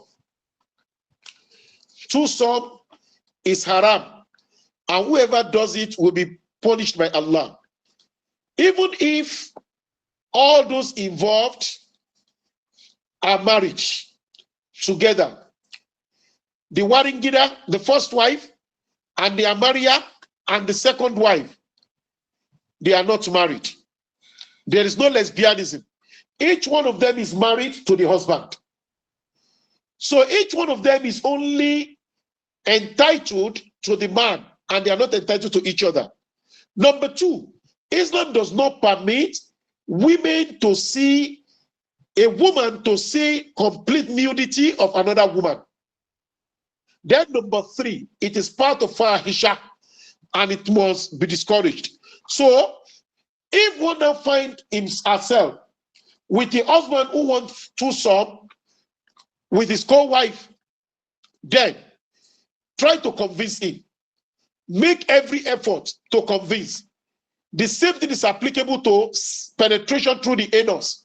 Beg him, enlighten him, and because he doesn't want another person to know, sister, vacate the marriage. Vacate the marriage, seek the khulu, approach the court, and seek the khulu and return his sadaqi, his bride price. That's what Islam wants for you. What about masturbation? Masturbation, according to Imam Malik, is absolutely prohibited. With the verse wherein Allah says in Surah Al-Mu'minun, while listing the qualities and of the believers, وَالَّذِينَ هُمْ لِفُرُوجِهِمْ حَافِظُونَ وَالَّذِينَ هُمْ لِفُرُوجِهِمْ حَافِظُونَ, and those who protect their private part, إِلَّا عَلَىٰ أَزْوَاجِهِمْ أَوْ مَا مَلَكَتْ أَيْمَانُهُمْ, except for their husbands. So this particular verse had prohibited anybody, man or woman, to bring out semen from his or her body through another means, or to seek satisfaction through another means other than through a human being who is a legitimate spouse. You can't use vibrator, you can't use sex toys, you can't masturbate. All of these are forbidden in Islam, and it's a categorical words of Allah. Allah lists the qualities of the believers, and at the point it says, وَالَّذِينَ هُمْ لِفُرُوجِهِمْ حَافِظُونَ, and those people who protect their private part, إِلَّا عَلَىٰ أَزْوَاجِهِمْ, except their husbands or their wives that they did not protect it for. He did not say except for their sex toy, vibrator, or what have you. He said except for their wife or their husbands. Those are, they only make their private part available to their spouse, their wife or their husbands. So that is the only one that can give us satisfaction. Sex in menstruation, as we know, Quran says we shouldn't approach women while menstruating. And when this is done, mistakenly, it can be expiated with the paying of sadaqah. You have to make a sadaqah. That is what Islam wants us to do. In the final analysis, brothers and sisters, zina. What is called zina? Zina is when a man or a woman make himself or herself available to someone of the opposite sex for a pleasurable satisfaction without being preceded by solemnization. There is a lot of evil in this. Quran call it fahisha. La taqrabu zina. Do not go near zina. Innahu kana fahishatan wa sa'a sabila. Because it is indeed an evil way and a wrong path. We all know, and we don't need to be told. All these things I've explained. For the past few minutes, they are only meant for husband and wife. One cannot experiment it with someone that is not legally married to him. And that is why, if one desires satisfaction, one should rather get married. And that is why we appeal to parents to marry out their daughters as quick as possible. Early marriage is highly blessed in Islam.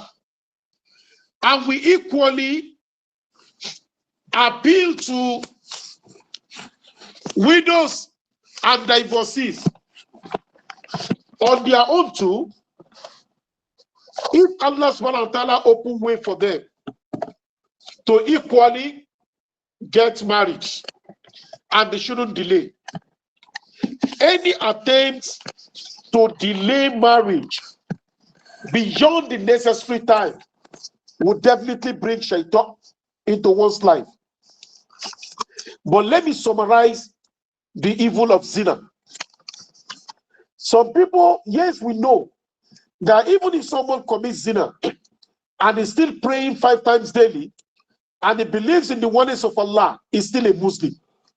But that time he is committing zina. The only Prophet Muhammad said in a hadith that was narrated by Abdullah ibn Abbas and that can be found in Sahih Bukhari, that la yazni al-abdu hina yazni wa huwa muhmin.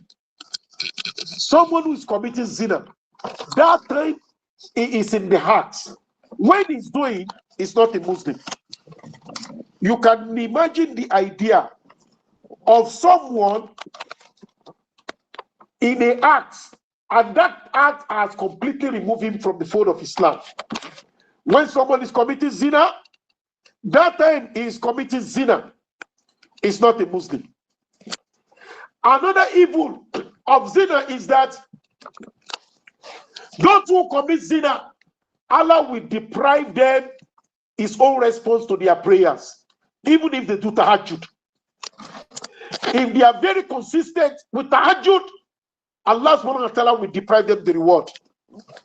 The Holy Prophet ﷺ has said in a hadith that was reported by Uthman ibn Abil Asi that Tufta abwabu sama in this layl, these heavens, the door will be open in the middle of the night.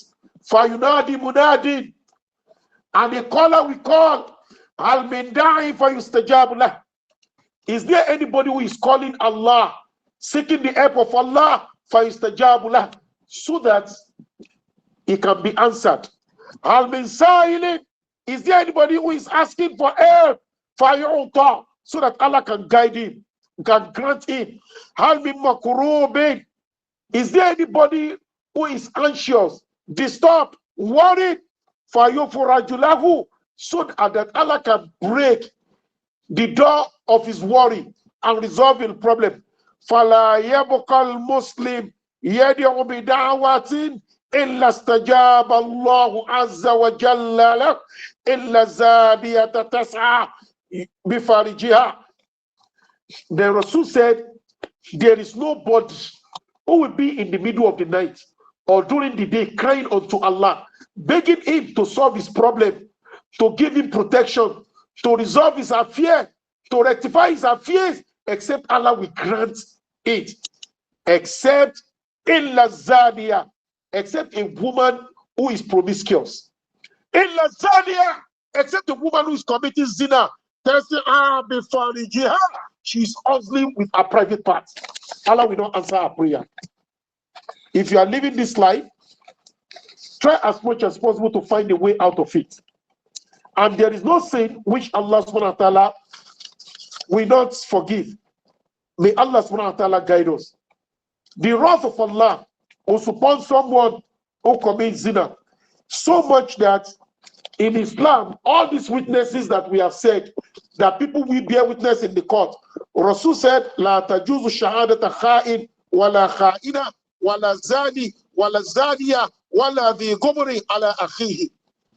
Anybody who bear witness, the person is known to be a deceiver, male or female, or the person is known to be adulterous or promiscuous, he commits zina, male or female. In Islam, Allah will not take his swear or he will not take his oath. Even if he's invited to the court of the Sharia to bear witness, it will not be accepted. The Holy Prophet Muhammad sallallahu said that the day that of Isra wal Miraj, when he traveled to the seventh heaven, he saw a woman armed upside down, and fire was put on her private part, and the private part was bleeding of raw oils and fat, and the woman was crying in pain. Rasul said, what's the sin of this woman? They said, is the one who cannot cover a private part. A sundering of men have always had access to her, and as applicable to women is equally applicable to men. And now, what about early marriage? Parents, we can only call you. Don't be afraid. If you have male children, even if they are not 100% capable, let them get married.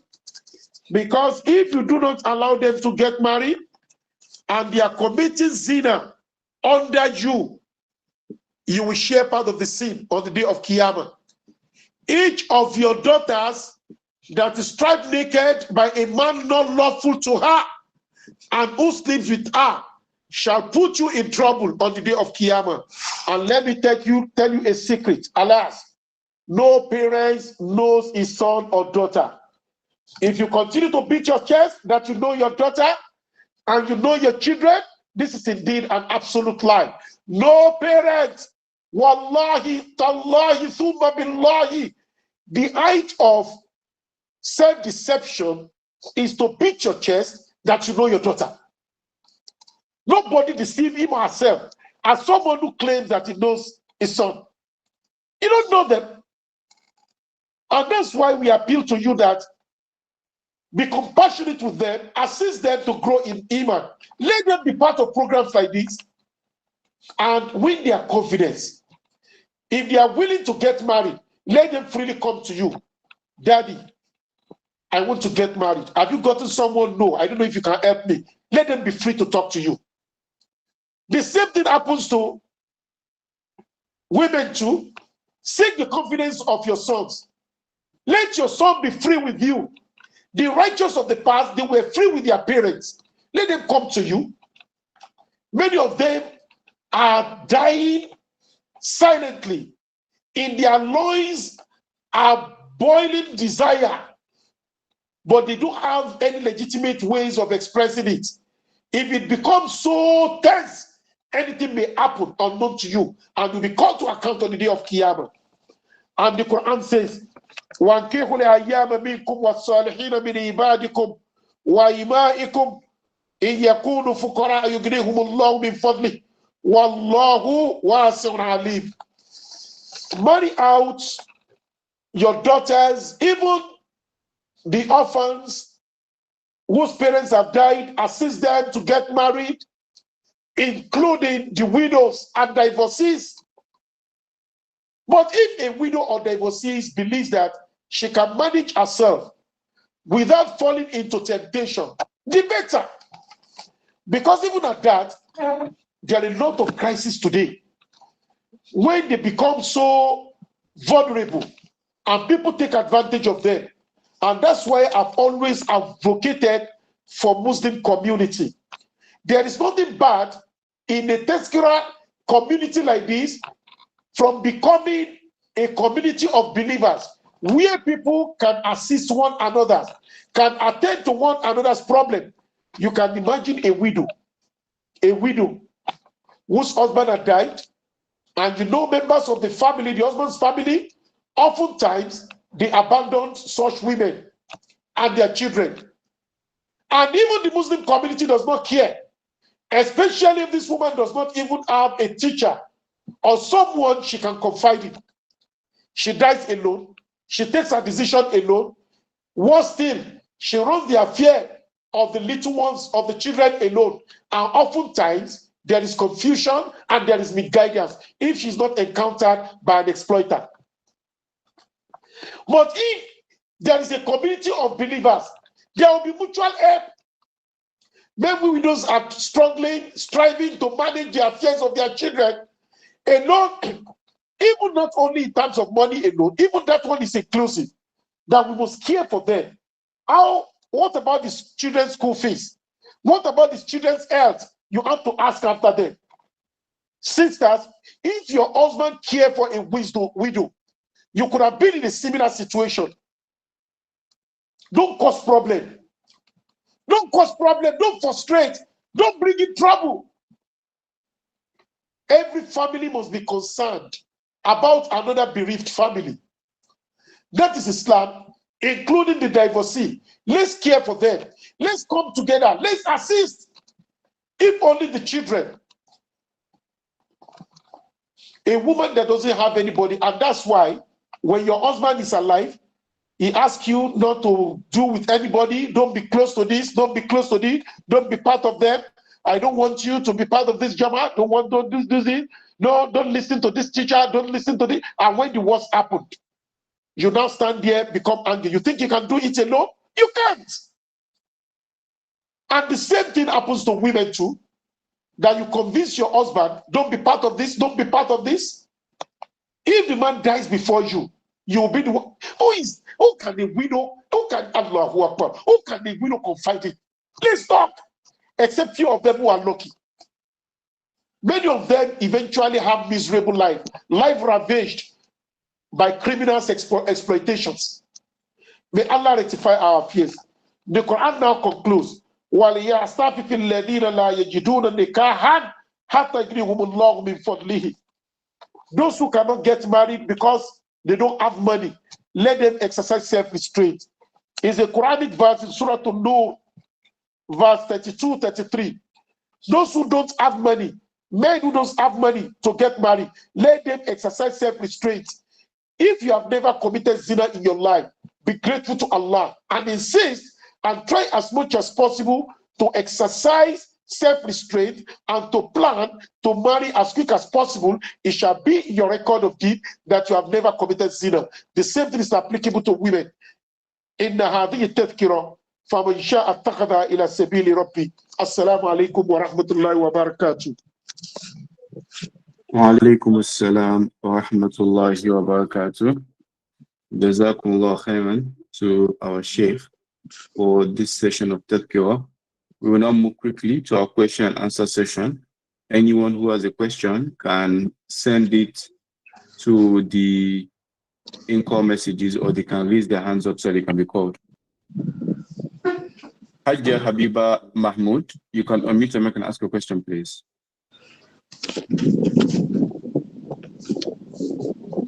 Naam, Hajja Mahmoud, you can unmute your mic and ask a question, please.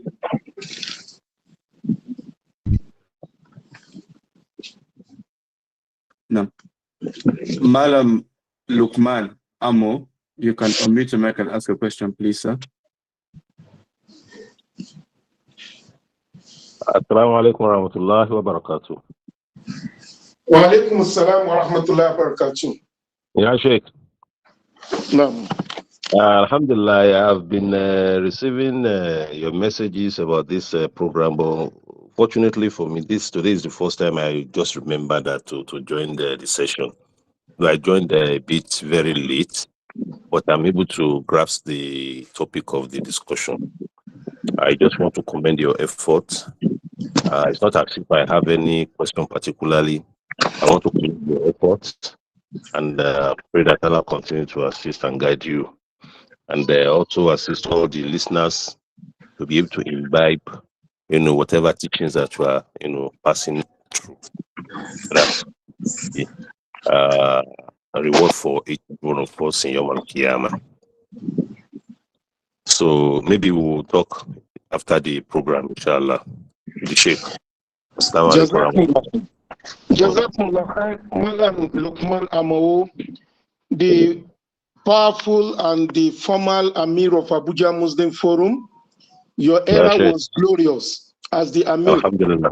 May Allah Alhamdulillah. bless you. You are our leader, and we have a lot of regards for you. Please tell other brothers in Abuja Muslim Forum to come around and learn, including the Amir and everybody. Let's do the work together. You No. understand? Help us pass the message, because Inshallah. you are the leader of all of them. That we could find you here. Even we normally find Malam Umar Sepa, the scholar. Malam No. Umar Sepa is one of the most powerful scholars in Abuja here. I normally see him, yes, and he's the major scholar of Abuja Muslim Forum. He hardly missed this session. So if people like you could be here, and Malam Shepa too, let others too, they come and learn. May Allah rectify our affairs. Thank you, sir. May Allah preserve you. May you live long. Thank you for your encouragement, sir. Please call me after the program. Please come after the program. Yes, sir. No. Yes, sir. Good morning, sir. Please, help me ask Sheikh. A classmate checks on you after so many years and to inquire how you are faring. He even offered to transfer your family along with your husband, but you turned down the offer. So later, after some time, he registered an NGO and thought to offer you an opportunity as a board member with the organization. Should a woman refuse this opportunity? If the woman is married, every decision must be made by her husband. She doesn't have the right to take decision, to take it up. It's her husband that must take decision. How can your former classmate, a male, invite you to what's his own business? You know, there are some things we get ourselves involved in that result in a serious problem for us. You understand? Let me take this opportunity to say, it may not be my stand before, because I've been asked that can Muslim sisters be raising fund, maybe for Islamic something. And I've always said there's nothing wrong in it if it is for Islam, dawah, and humanitarian. But the stand has changed with a lot of evidence. They can't do that.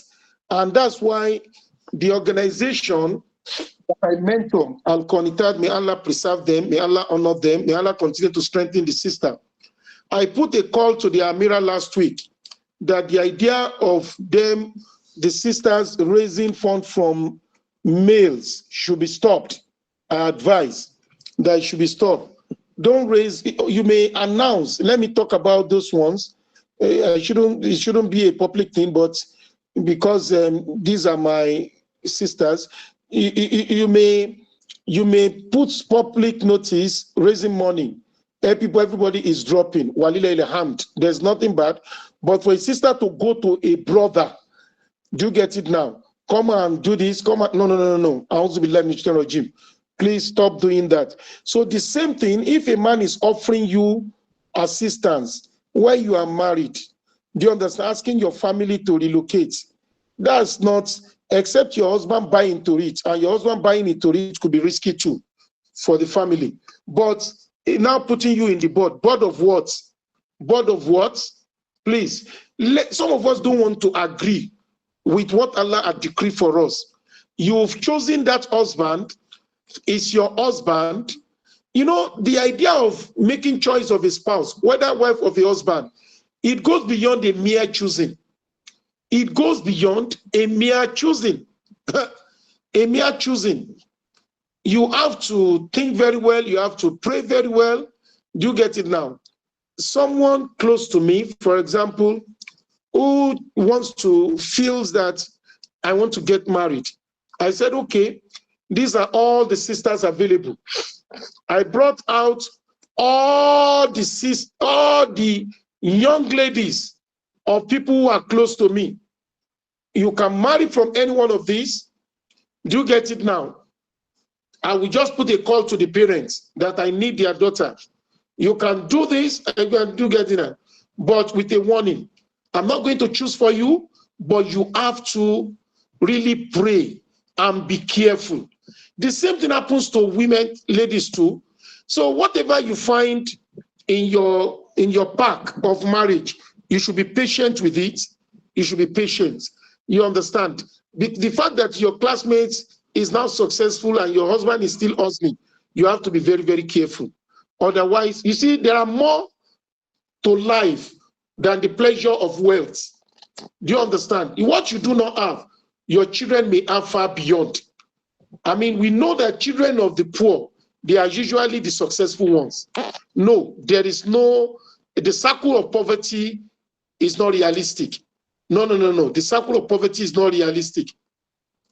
I'm sure Abiola's parents were not rich. I'm sure about that. And I'm equally sure that it's only these days that we have about 2 generations of Rabiu, of Dangote, of Otedola inheriting wealth. Even those ones did not get it from their parents. They strive for it. May Allah bless it for them. You understand what I'm saying now? And we pray that their children too should continue in that line. But does not mean that the children of the poor cannot be rich. So women should be very careful and not to fall into easy seduction and temptation. Wallahu alam.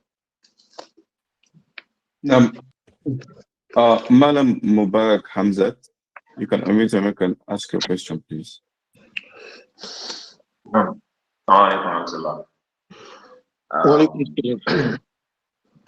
have 2 questions there, Sheikh.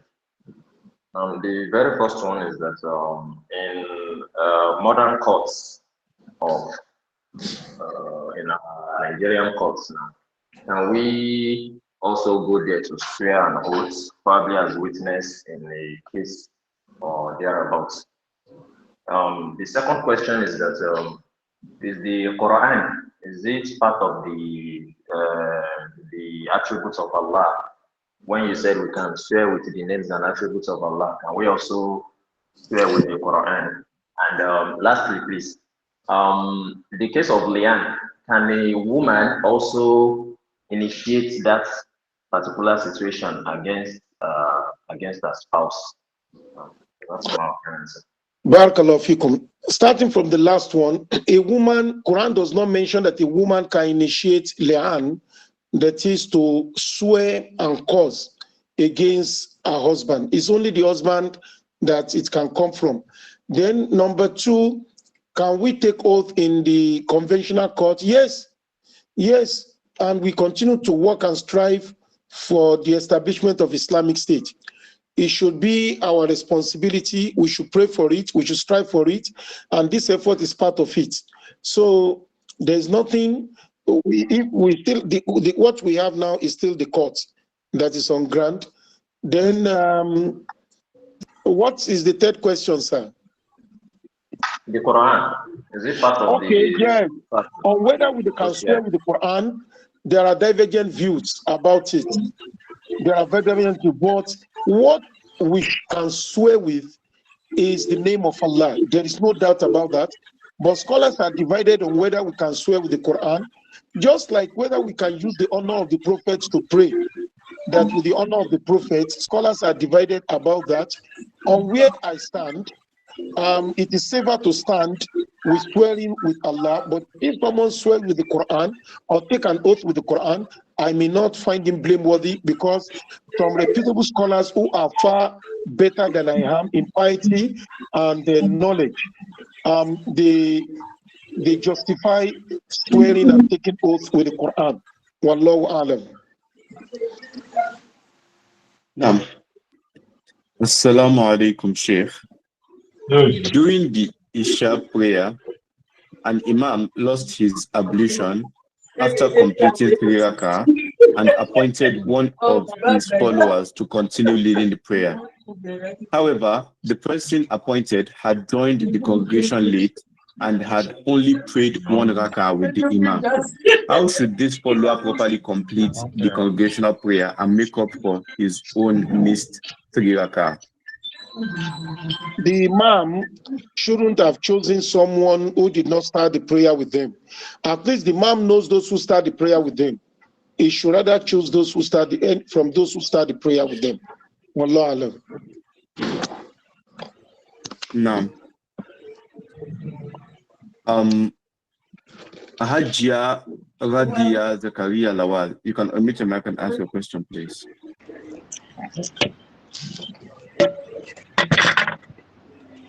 Hajjara Dia Zakaria Lawal, you can unmute your mic and ask a question, please.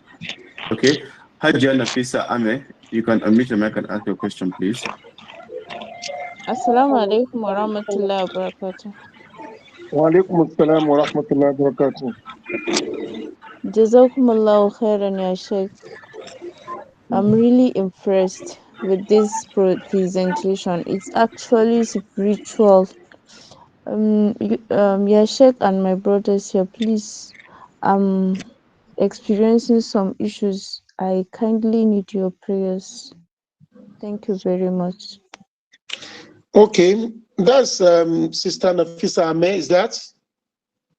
It's Radia Okay, Zakaria okay, Lawal. Nafisa Ame is the only reason I'm okay, Radia. So, may Allah subhanahu wa ta'ala rectify your affairs. May Allah ease your affairs. May Allah never put you down, never put you to shame. May Allah never put you to pain. Whatever is that thing that troubles you, that torments you, that tortures you, may Allah relieve you of those pains, of those tortures. May Allah subhanahu wa ta'ala dry your tears. May Allah put you at ease. We use the honor of this sitting to beg Him to rectify your affairs, to put you to ease, and to create comfort for you, and to grant you rest of mind and tranquility. Allahumma salli ala Muhammad wa ala Muhammad kama sallaita ala Ibrahim wa ala Ibrahim wa barik ala Muhammad wa ala Muhammad kama barakta ala Ibrahim wa ala Ibrahim fil alamin innaka Hamidum Majid. Naam. Now, Assalamu alaikum. I have a friend whose husband hasn't been intimate with her for the past 3 years, yet they live in the same house. According to her, he gives flimsy excuses. Despite this, she continues to cook for him and he eats her food. What's your advice for her, sir? If there are two things, number one is this question that this sister is asking is plenty. She has a sister. There are thousands of sisters whose husband are not making love with. Thousands. And in some of them that we have intervened, some may be, if it is on account of health, some brothers are using antihypertensive, antidiabetics, and it weakens their erection. There is always a way out and a solution. Do you understand? There are people who are using it and they are strong and the libido is very high. So this is not an excuse. It's not an excuse for a man not to do his responsibility in the home front. Then there is another reason of a man just losing totally feelings for his wife. This husband should find a way of reigniting the feeling. The fact that there are times you make love with someone, not on account of just libido, of just to give the person's right. Rasul Sallam had elderly among his wives, and Rasul Sallam never, distance from them, still show up. And another thing is, if the marriage is lasting 20, 30 years, this thing seems to come down, but this is a very wrong assumption. As much as the woman is still your wife, you must still continue. And because you pay the bride price, and it's a kind of oppression, we call it sexual deprivation. Sexual deprivation or sexual oppression is highly sinful. You have to give this woman a right, and the woman does not have the right to seek it outside of her marriage. You have to give her a right. Please, brothers, I beg you in the name of Allah. And you know, another thing many people don't know is that they don't know the spiritual strength of marital sex. Marital sex. There are some prayers you do that how you do the sadaqah is by expressing yourself, by satisfying your wife. Do you understand? Do you understand? So these are some of the things. All of this, if the woman is not the one that provoke the man, because there are times you don't expect the man that you humiliate to be willing to have erection with you. This is another thing that we must take note of. But these kind of stories are plenty. You understand? We can't just advise the woman to vacate the marriage, especially if the woman is not pressed. If the woman can still cope, we continue to beg and to see the man, to convince the man to see the reason. But if the woman cannot cope, if the woman cannot cope and is becoming so tense and pressing, and the woman cannot cope, please let the woman find a way out. Seek counsel from a righteous teacher or scholar. Do get it and find a way out. Because even another thing is out there, I mean, there are plenty of men, but there are few husbands. So that she will not jump from fry pan to fire. So that's why we say that she must allow herself to be guided. Do get it by a mentor on how to go about it. It's not a thing that she can do alone.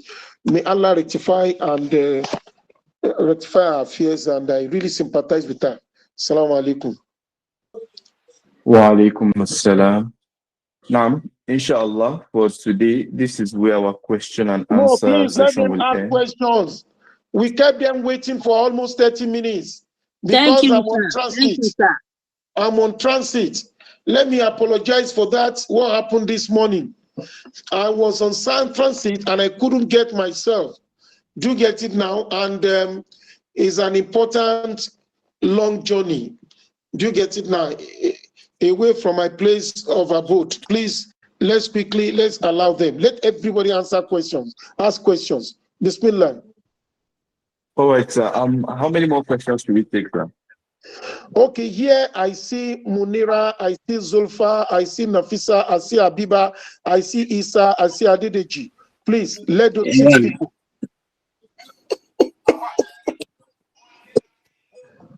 Now, all right, sir. Today is an exceptional day. Today is an exceptional day. We wasted their time. We kept them waiting. Thank you, Sheikh. Thank you, sir. Thank you, Yasir. Jazakumullah khairan, sir. Sir, my question is okay. I'm already talking. Go on, ma'am. Okay, all right. Thank you, sir. My question is being naked in front of another woman. So my question is, what if somebody just put to bed? So and your mother comes around or your mother-in-law comes around to bath you because they normally massage us from head to toe. So in that case, how do we go about it? It's not right. But because it's a medical exercise, it may be partly permissible, Doruri, but it's not right. If they tell you how to bathe yourself, you can bathe yourself. No, the massaging from back and front and everything. That's medical. That's medical. Okay. There is always Doruri for medicals. Now, Bismillah. I'm sorry, excuse me, please. Excuse me, sir. Nam, Hajia Habiba Mahmoud, you can unmute your mic and ask your question, please. Assalamu alaikum. Good morning. Good morning. Thank you so much, Sheikh, for the program. Alhamdulillah. Sorry, please, my mic did not unmute the other time. That was why I couldn't answer. My question is about crypto trading. Please, somebody was trying to introduce me to something, but I had my reservations. I said, let me find out if it is allowed in Islam or not before I proceed into anything like that. Crypto is halal. We have discussed it on this platform. It's halal. But there are ways through which they can do it that can make it haram. You understand, except we understand your own. But this class now will not make us to allow you to be, you can private chat us or you can come to the platform. But it's halal. Next one. Okay, Sheikh. Thank you. Now, Malam Isa Saidu, you can unmute your mic and ask your question, please. That's number 3. We're only doing 6. Assalamu alaikum wa barakatuh. Wa alaikum assalam. Jazakumullah khairan, Sheikh. Yes, sir. I want to find out how long will it take for what time with the pregnant woman have a conjugal relationship before delivery? That one is purely medical and is based Now, on medical advice that she should have sex then. But what I know is that Islam does not stop her from having sex. But if with medical advice, they ask her, she should stop at this, she should start at this. But I normally know what we hear about them, that they said when they are newly pregnant, that we should leave them for some time to stabilize for long alarm. You seek medical opinion. And again, it is relative and subjective, because each woman has her own medical situation. So that's not the terrain of Islamic scholarship. Wallahu alam. no, Number 4. Jazakumullah. Now, Hajj Azul Fatih, Sunday, you can meet a mic and ask your question, please. Assalamu alaikum, sir. Wa alaikum assalam. So I have this question that I saw somewhere, and because when I read about it, I was like, is it possible? Is it halal in Islam? Somebody said in one of the Muslim sister cycle I belong to that she got married to her husband, but she does not have feelings for the husband. That she just got married because everybody was telling her that if you leave this person is perfect for you, is okay for you, you know, somebody that people are saying that this person is okay, but you yourself, the feeling is not actually there.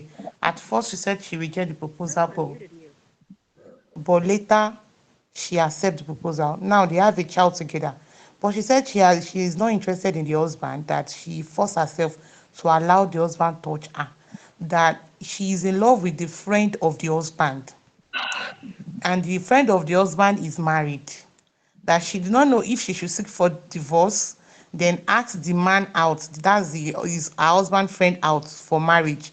That is he Islamical? That is this something she can do? When you people had this question, everybody will be alarmed. Don't be alarmed. It happens every day. I have something worse. I have listened and done something worse, and it is real. Is that lady crazy? No, she's normal. Nothing is wrong with her. Is that lady dirty? No, nothing is wrong with her. She is not dirty. This person who is asking question, or on behalf of whom they ask question, needs help. And if she doesn't have someone to talk to, she may humiliate herself, disgrace herself, take a step that may embarrass her children, may incur the wrath of Allah. Who can she talk to? Not even a psychologist. Because the psychologists will attend to her from Western psychology's perspective, probably using Oedipa theory of Sigmund Freud. A coach, those one will destroy her. Because those one, what made them their coach is because they have problem in their life. It's the burden of their life that pushed them to becoming coach. They will only use their own experience to counsel her. She can only be guided from the angle of the Quran and Sunnah. Let me take 3 things out of the point. Number 1, she admires the husband's friends. Can it happen? It happens very well. Brothers, some of your wives are admiring another person. It's possible. But what should she do? The idea of admiring someone else, she must first of all suppress it immediately. Immediately. She must not be definite and particular about one person. The person may admire, may be your lifetime nightmare, may be the source of your sorrow, jeopardy, destruction. You are the one that admire her. Your destiny may not be tied to her. Then admire him. Sorry. You are the one that admire him. Your destiny may not be tied to him. You must first of all, to lust. In fact, what is you are admiring? It's not admiring. You are lusting. And your heart is highly promiscuous. And it's not about you. It's shaitan. And this is a lesson to every other married person. When you admire someone, quickly suppress it, since you are still in a marriage. So now let's come to the second one, that you don't have feelings for the husband. It's possible, especially the way it happens. I have handled more than 80 cases like that. I am not exaggerating. I'm not exaggerating. There is a particular one. A lady from Bauchi, and the husband is also from Bauchi. On the morning of that marriage, she ran away from home. She ran away. They went to bring her, and they insist that she must marry. The husband is well-to-do. In Abuja, the husband is doing well, but there is no feeling. First child, second child, third child, fourth child. When I tried to retain her in that marriage, and it's not spiritual, there is no feelings.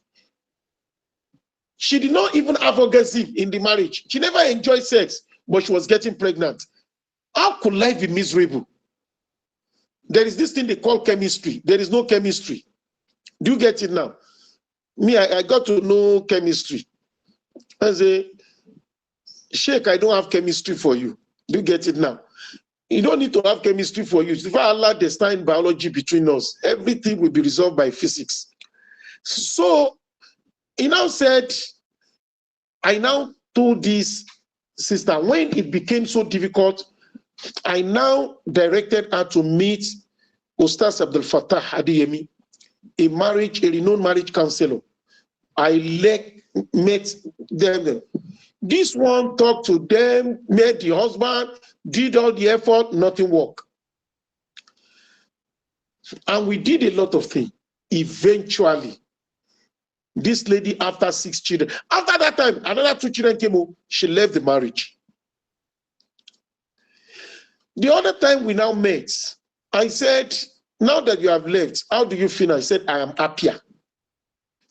I said, but there is no man. He said, I feel it's better than being in bondage with someone for whom I don't have feelings.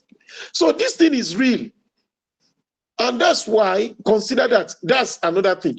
So what can she do? What does Islam say? It happened in the time of the prophet. Please, this will bring me to go and read my book, Tales of Marital Love. I narrated the story of a particular Sahaba who married Zubair. This Sahaba just came. He said, divorce me. And the woman Sahaba, the other one, the man was performing ablution. He said, when that one got, he said, divorce me. I don't have feelings for you. I don't have feelings for you. And I said, I divorce you in the name of Allah. That was the third one. And the woman celebrated. He was the companions. Celebrated, Alhamdulillah. Please, in fact, because the number of books we have, Tales of Marital Love, is not enough. That's why we have not chosen to advertise it on Tadhkiroh platform. But I think we advertise it now. Let me get someone that can sell it. What we are going to do, the money we make from it, you understand, part of it will go to the purse of Qanitat. Inshallah, each one they sell should go to the purse of Qanitat. The other one should go to the purse of Tadhkiroh. There is a treasurer for Tadhkiroh they will give him, and the other one will go to the publisher. So, inshallah, after this class, they should start advertising Tales of Marital Love. You understand? So, there is a story. How does Sahaba undo it? You will see it there. Then there is also a story of Zainab bint Jahash that did not have feelings for Zaid bin Haris. Allah had to dissolve that marriage from the heavens and marry Zainab to the Holy Prophet Muhammad. So this thing is not new. What does Islam want? Leave the marriage. But how do you leave it? Leave it by seeking khulu. How do you say khulu? Get the sadaqah that you were given, pack it, you go to the court, Sharia court. If you don't have, there are Sharia court in places. Do you understand? There are places where they do Sharia court committee sittings. You get it in the north, you get it in Abuja, I think you get it in Kogi, and in the southwest, there is one in Lagos at Victoria Island. There is one in Abeso State. There is one in Ibadan Central Mosque. There are places, there are states where there is. So when you go there, you tell them you don't have feelings. They listen to you. They will try to. If there's no way, they will dissolve it. You give him back a sadaqah. You don't need to do either. But here is the situation. think about the consequence on the children. If it's a thing, you can sacrifice your feelings. If it's a thing, you can sacrifice the children. Wallahu alam. I'm not blackmailing you. Then number 2 is withdraw your feelings from the man. If you go and meet the man, you will be disgraced. No reasonable man will marry you when you have left his friends. Nobody will trust you. Completely remove your mind from the man. That mind is adulterous, is promiscuous, is criminal, is dirty, is lustful. Wallahu alam. Assalamu alaikum. Wa alaikum assalam. Warahmatullahi wabarakatuh. Now, Hajia Nafisa Ame, you can unmute your mic and ask your question, please. Assalamu alaikum warahmatullahi wabarakatuh. Wa alaikum assalam. Good morning, Sheikh. My How are you? question is from last class.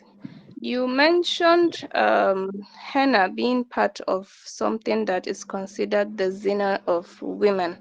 And I want clarification as to whether if a woman has henna, she needs to cover her hands, considering I have read a hadith where somebody wanted to shake the Prophet ﷺ, and it was a woman or something like that, and he said, why didn't, or perhaps she should use henna on her hand. Henna is part of the zina of a woman, adornment. Earring is part of the adornment. Necklace is part of the adornment. Bangles is part of the adornment. Leg chains is part of the adornment. All of these are adornments of a Muslim woman. It must be covered. Wallahu alam. Now. Now, Hajia Adidiji Risikat, you can unmute your mic and ask your question, please, ma'am.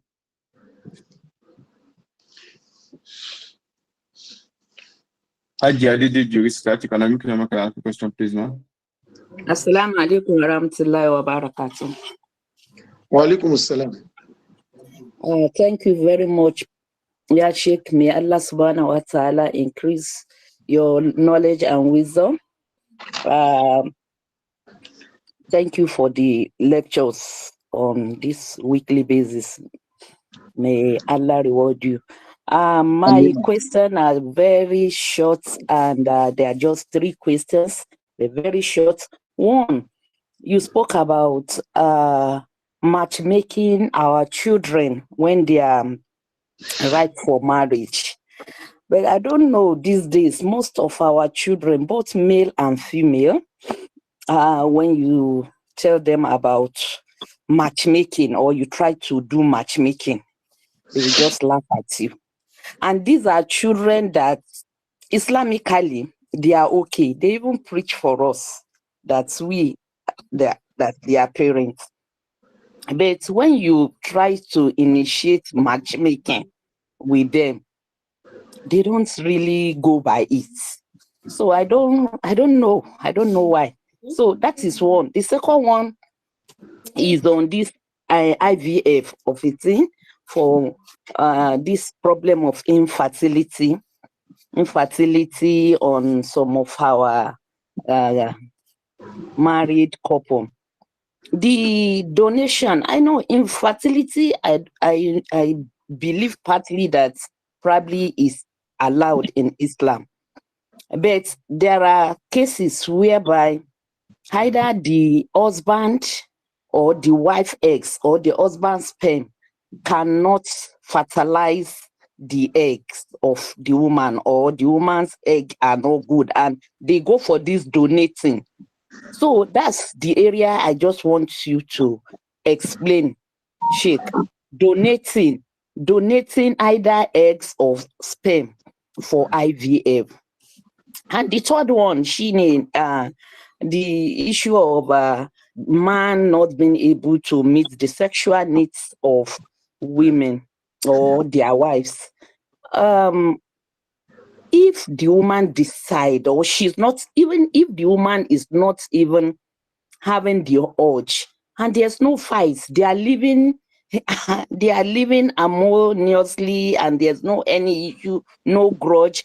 You just understand the fact that probably the man is not fit, and between you and your God, between you and your God, you don't have any issue about that. So I don't know, is it a sin, or must you look for a solution, or insist that the man must look for solution to that problem? Thank you very much. May Allah. Now, Bismillah, to Yes, answer briefly, thank you, ma'am. If a woman does not have feelings, does not need sex, we are talking about women that feel the need, that have the libido. If a woman doesn't care, there's no problem. If your husband doesn't come to you, there's no sin. It's not sinful at all. We are only talking about the young, vibrant who are in demand. Do you understand? So that's the answer to that last question. A woman, one does not need to do any to find solution. Then number two, about matchmaking, it's not the best thing to matchmake. And I'm not asking that we must matchmake. If any of our children bring in someone that is good, Bismillah. If they can't get, we can matchmake. Do you understand? Especially as you said, they are the one preaching to us. If they are the one teaching us Islam, you can't choose for them. They are the one who knows, the one that perfectly match their ideological contents. So we can't choose for them, except that they want us to choose for them. Then number three, what's the third question? IVF donation. No. It's absolutely wrong. It's haram to use donated sperm. It cannot be used. IVF is only legitimate and right and halal as much as is the sperm of the legitimate husband. But the one taken from the sperm bank, the one where there is permitted from another person, that is haram and is not permissible in Islam. Is adulterating the lineage. Wallahu alam. Assalamu alaikum. Wa alaikum assalam. Wa alaikum assalam wa rahmatullahi wa barakatuh. Alhamdulillah, I think we have taken our 6 questions. Alhamdulillah. Assalamu May alaikum. Allah We grant. didn't consider the questions on the messages, and they were there since. Exactly. You're not being fair to those that typed messages. We dropped these questions even before Sheikh chose those people that raised their hands. Please, they should help us and answer them. Oh yeah, Bismillah. Ya Megdad alayka an takra alayna al-risala. Oh yeah, Bismillah. All right. Nam. Assalamu alaikum wa rahmatullahi wa barakatuh. Please, what's the correct pronunciation of the name Abdul Rashid or Rashid? Wa alaikum assalam. There is no Abdul in Rashid. The name is pronounced Rashid. There is no Abdul. Abdul is not included in Rashid. Those who normally call people Abdul Rashid, they are wrong. In Islam, it is Rashid. Rashid. There is no Abdul there. Now, number 2. Nam. Assalamu alaikum. Regarding accusations of a spouse against the other as regards zina, if it was not taken to court and the spouse did not apologize, is there still marriage between them? There is marriage, but it's a terrible one. It's sickly. It's sick. That, many marriages have been weak. There are many couples who are no longer in marriage. Especially the way you divorce. You have divorced more than 4 times, and you still continue to sleep with yourself. With Allah, you are already committing zina. You don't know. So one must know all this rule. That's it. Now, next one. Assalamu alaikum wa rahmatullahi wa barakatuh.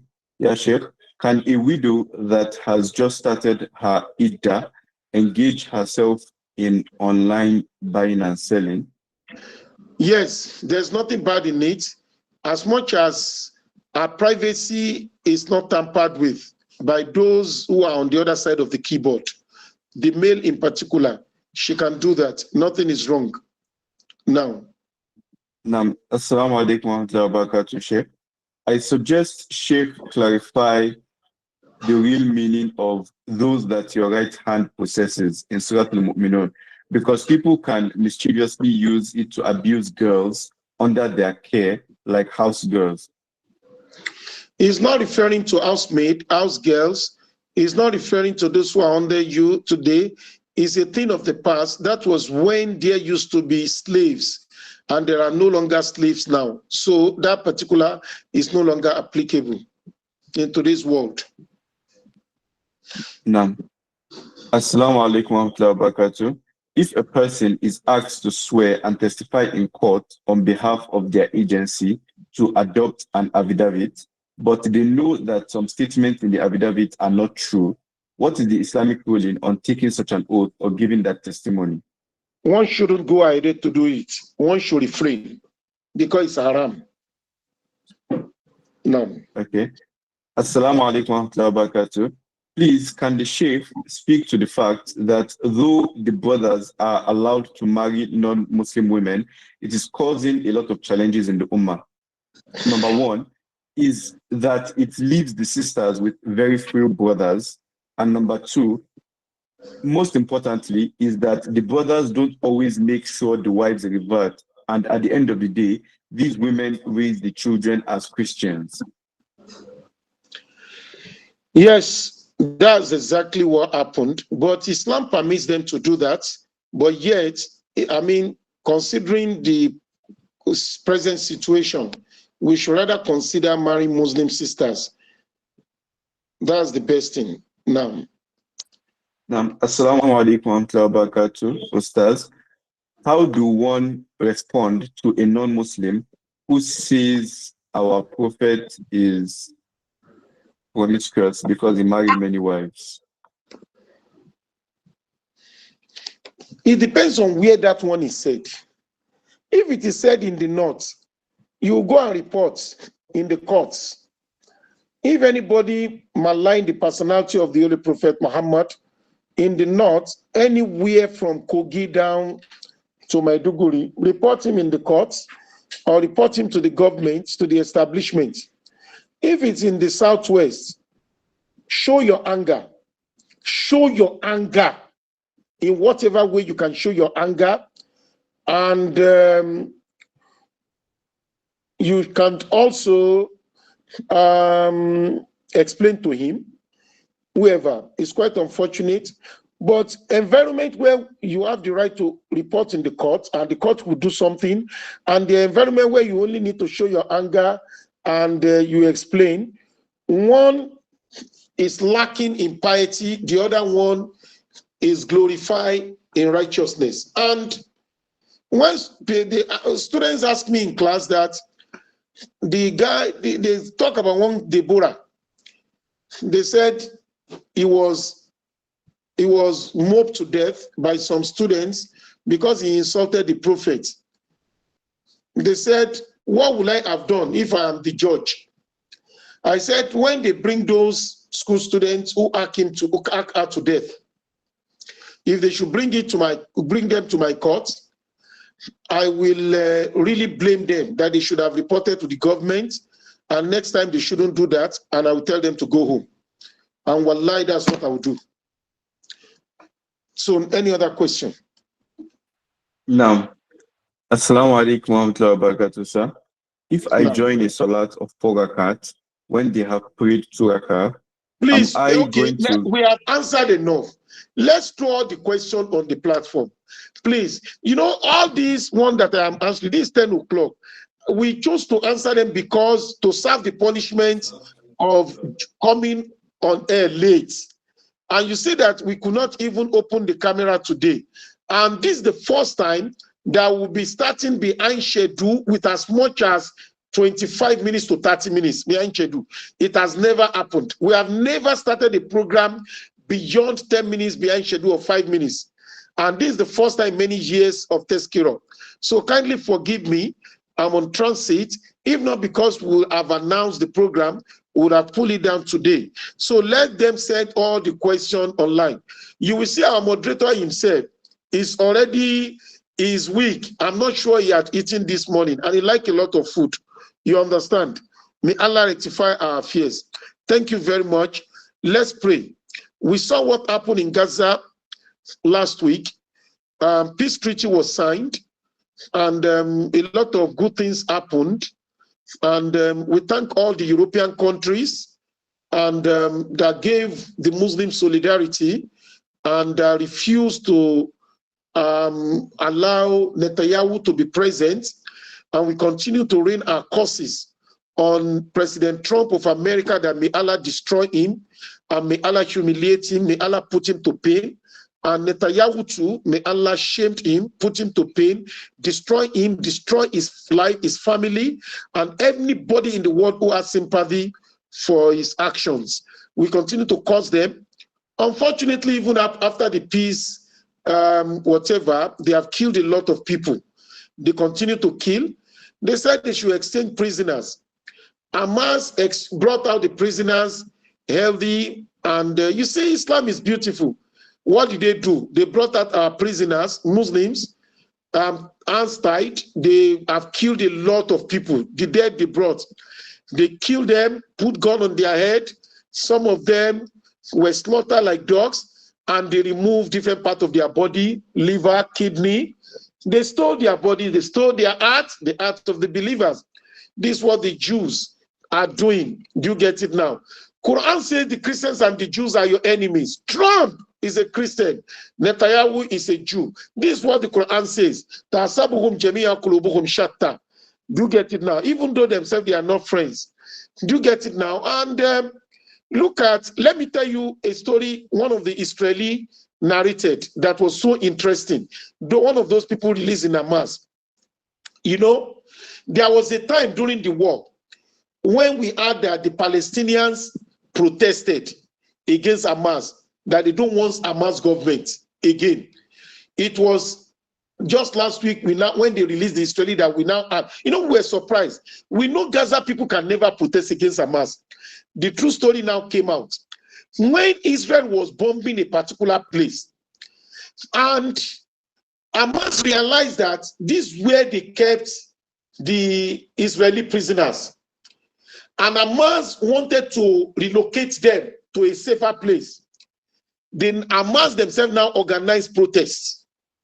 They now told the Gaza people, they organized protests, so they know that that protest against them will delight the heart of Israel. Israel will not bomb them. So when they now came out protesting, they now put those prisoners among them so as to give them free passage without Israeli bombing. So it was the Israeli man that was now saying, he said, they don't want us to die. They organized a fake protest against themselves. They put us in their midst. They now say we should be shouting. Do you get it now? With their fellow citizens to relocate them to another place so that they will not be killed. But look at what they did for us. They tied the hands of our brothers, gone. They killed a lot of them. They are now releasing their dead body and everything. Allah will put it to judgment on the day of Qiyamah. May Allah destroy the Zionist state of Israel and anybody that has sympathy for them. Netanyahu will not know peace in this world and in the grave. Please, in your tahajjud, remember to curse Netanyahu. And whenever you finish your dua, you are scared, remember to curse Netanyahu and to curse Trump. Thank you very much.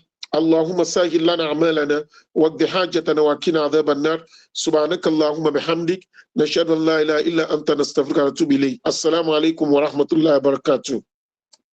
وعليكم السلام ورحمة الله وعليكم السلام وبركاته. ورحمة الله وبركاته. وعليكم السلام ورحمة الله وبركاته.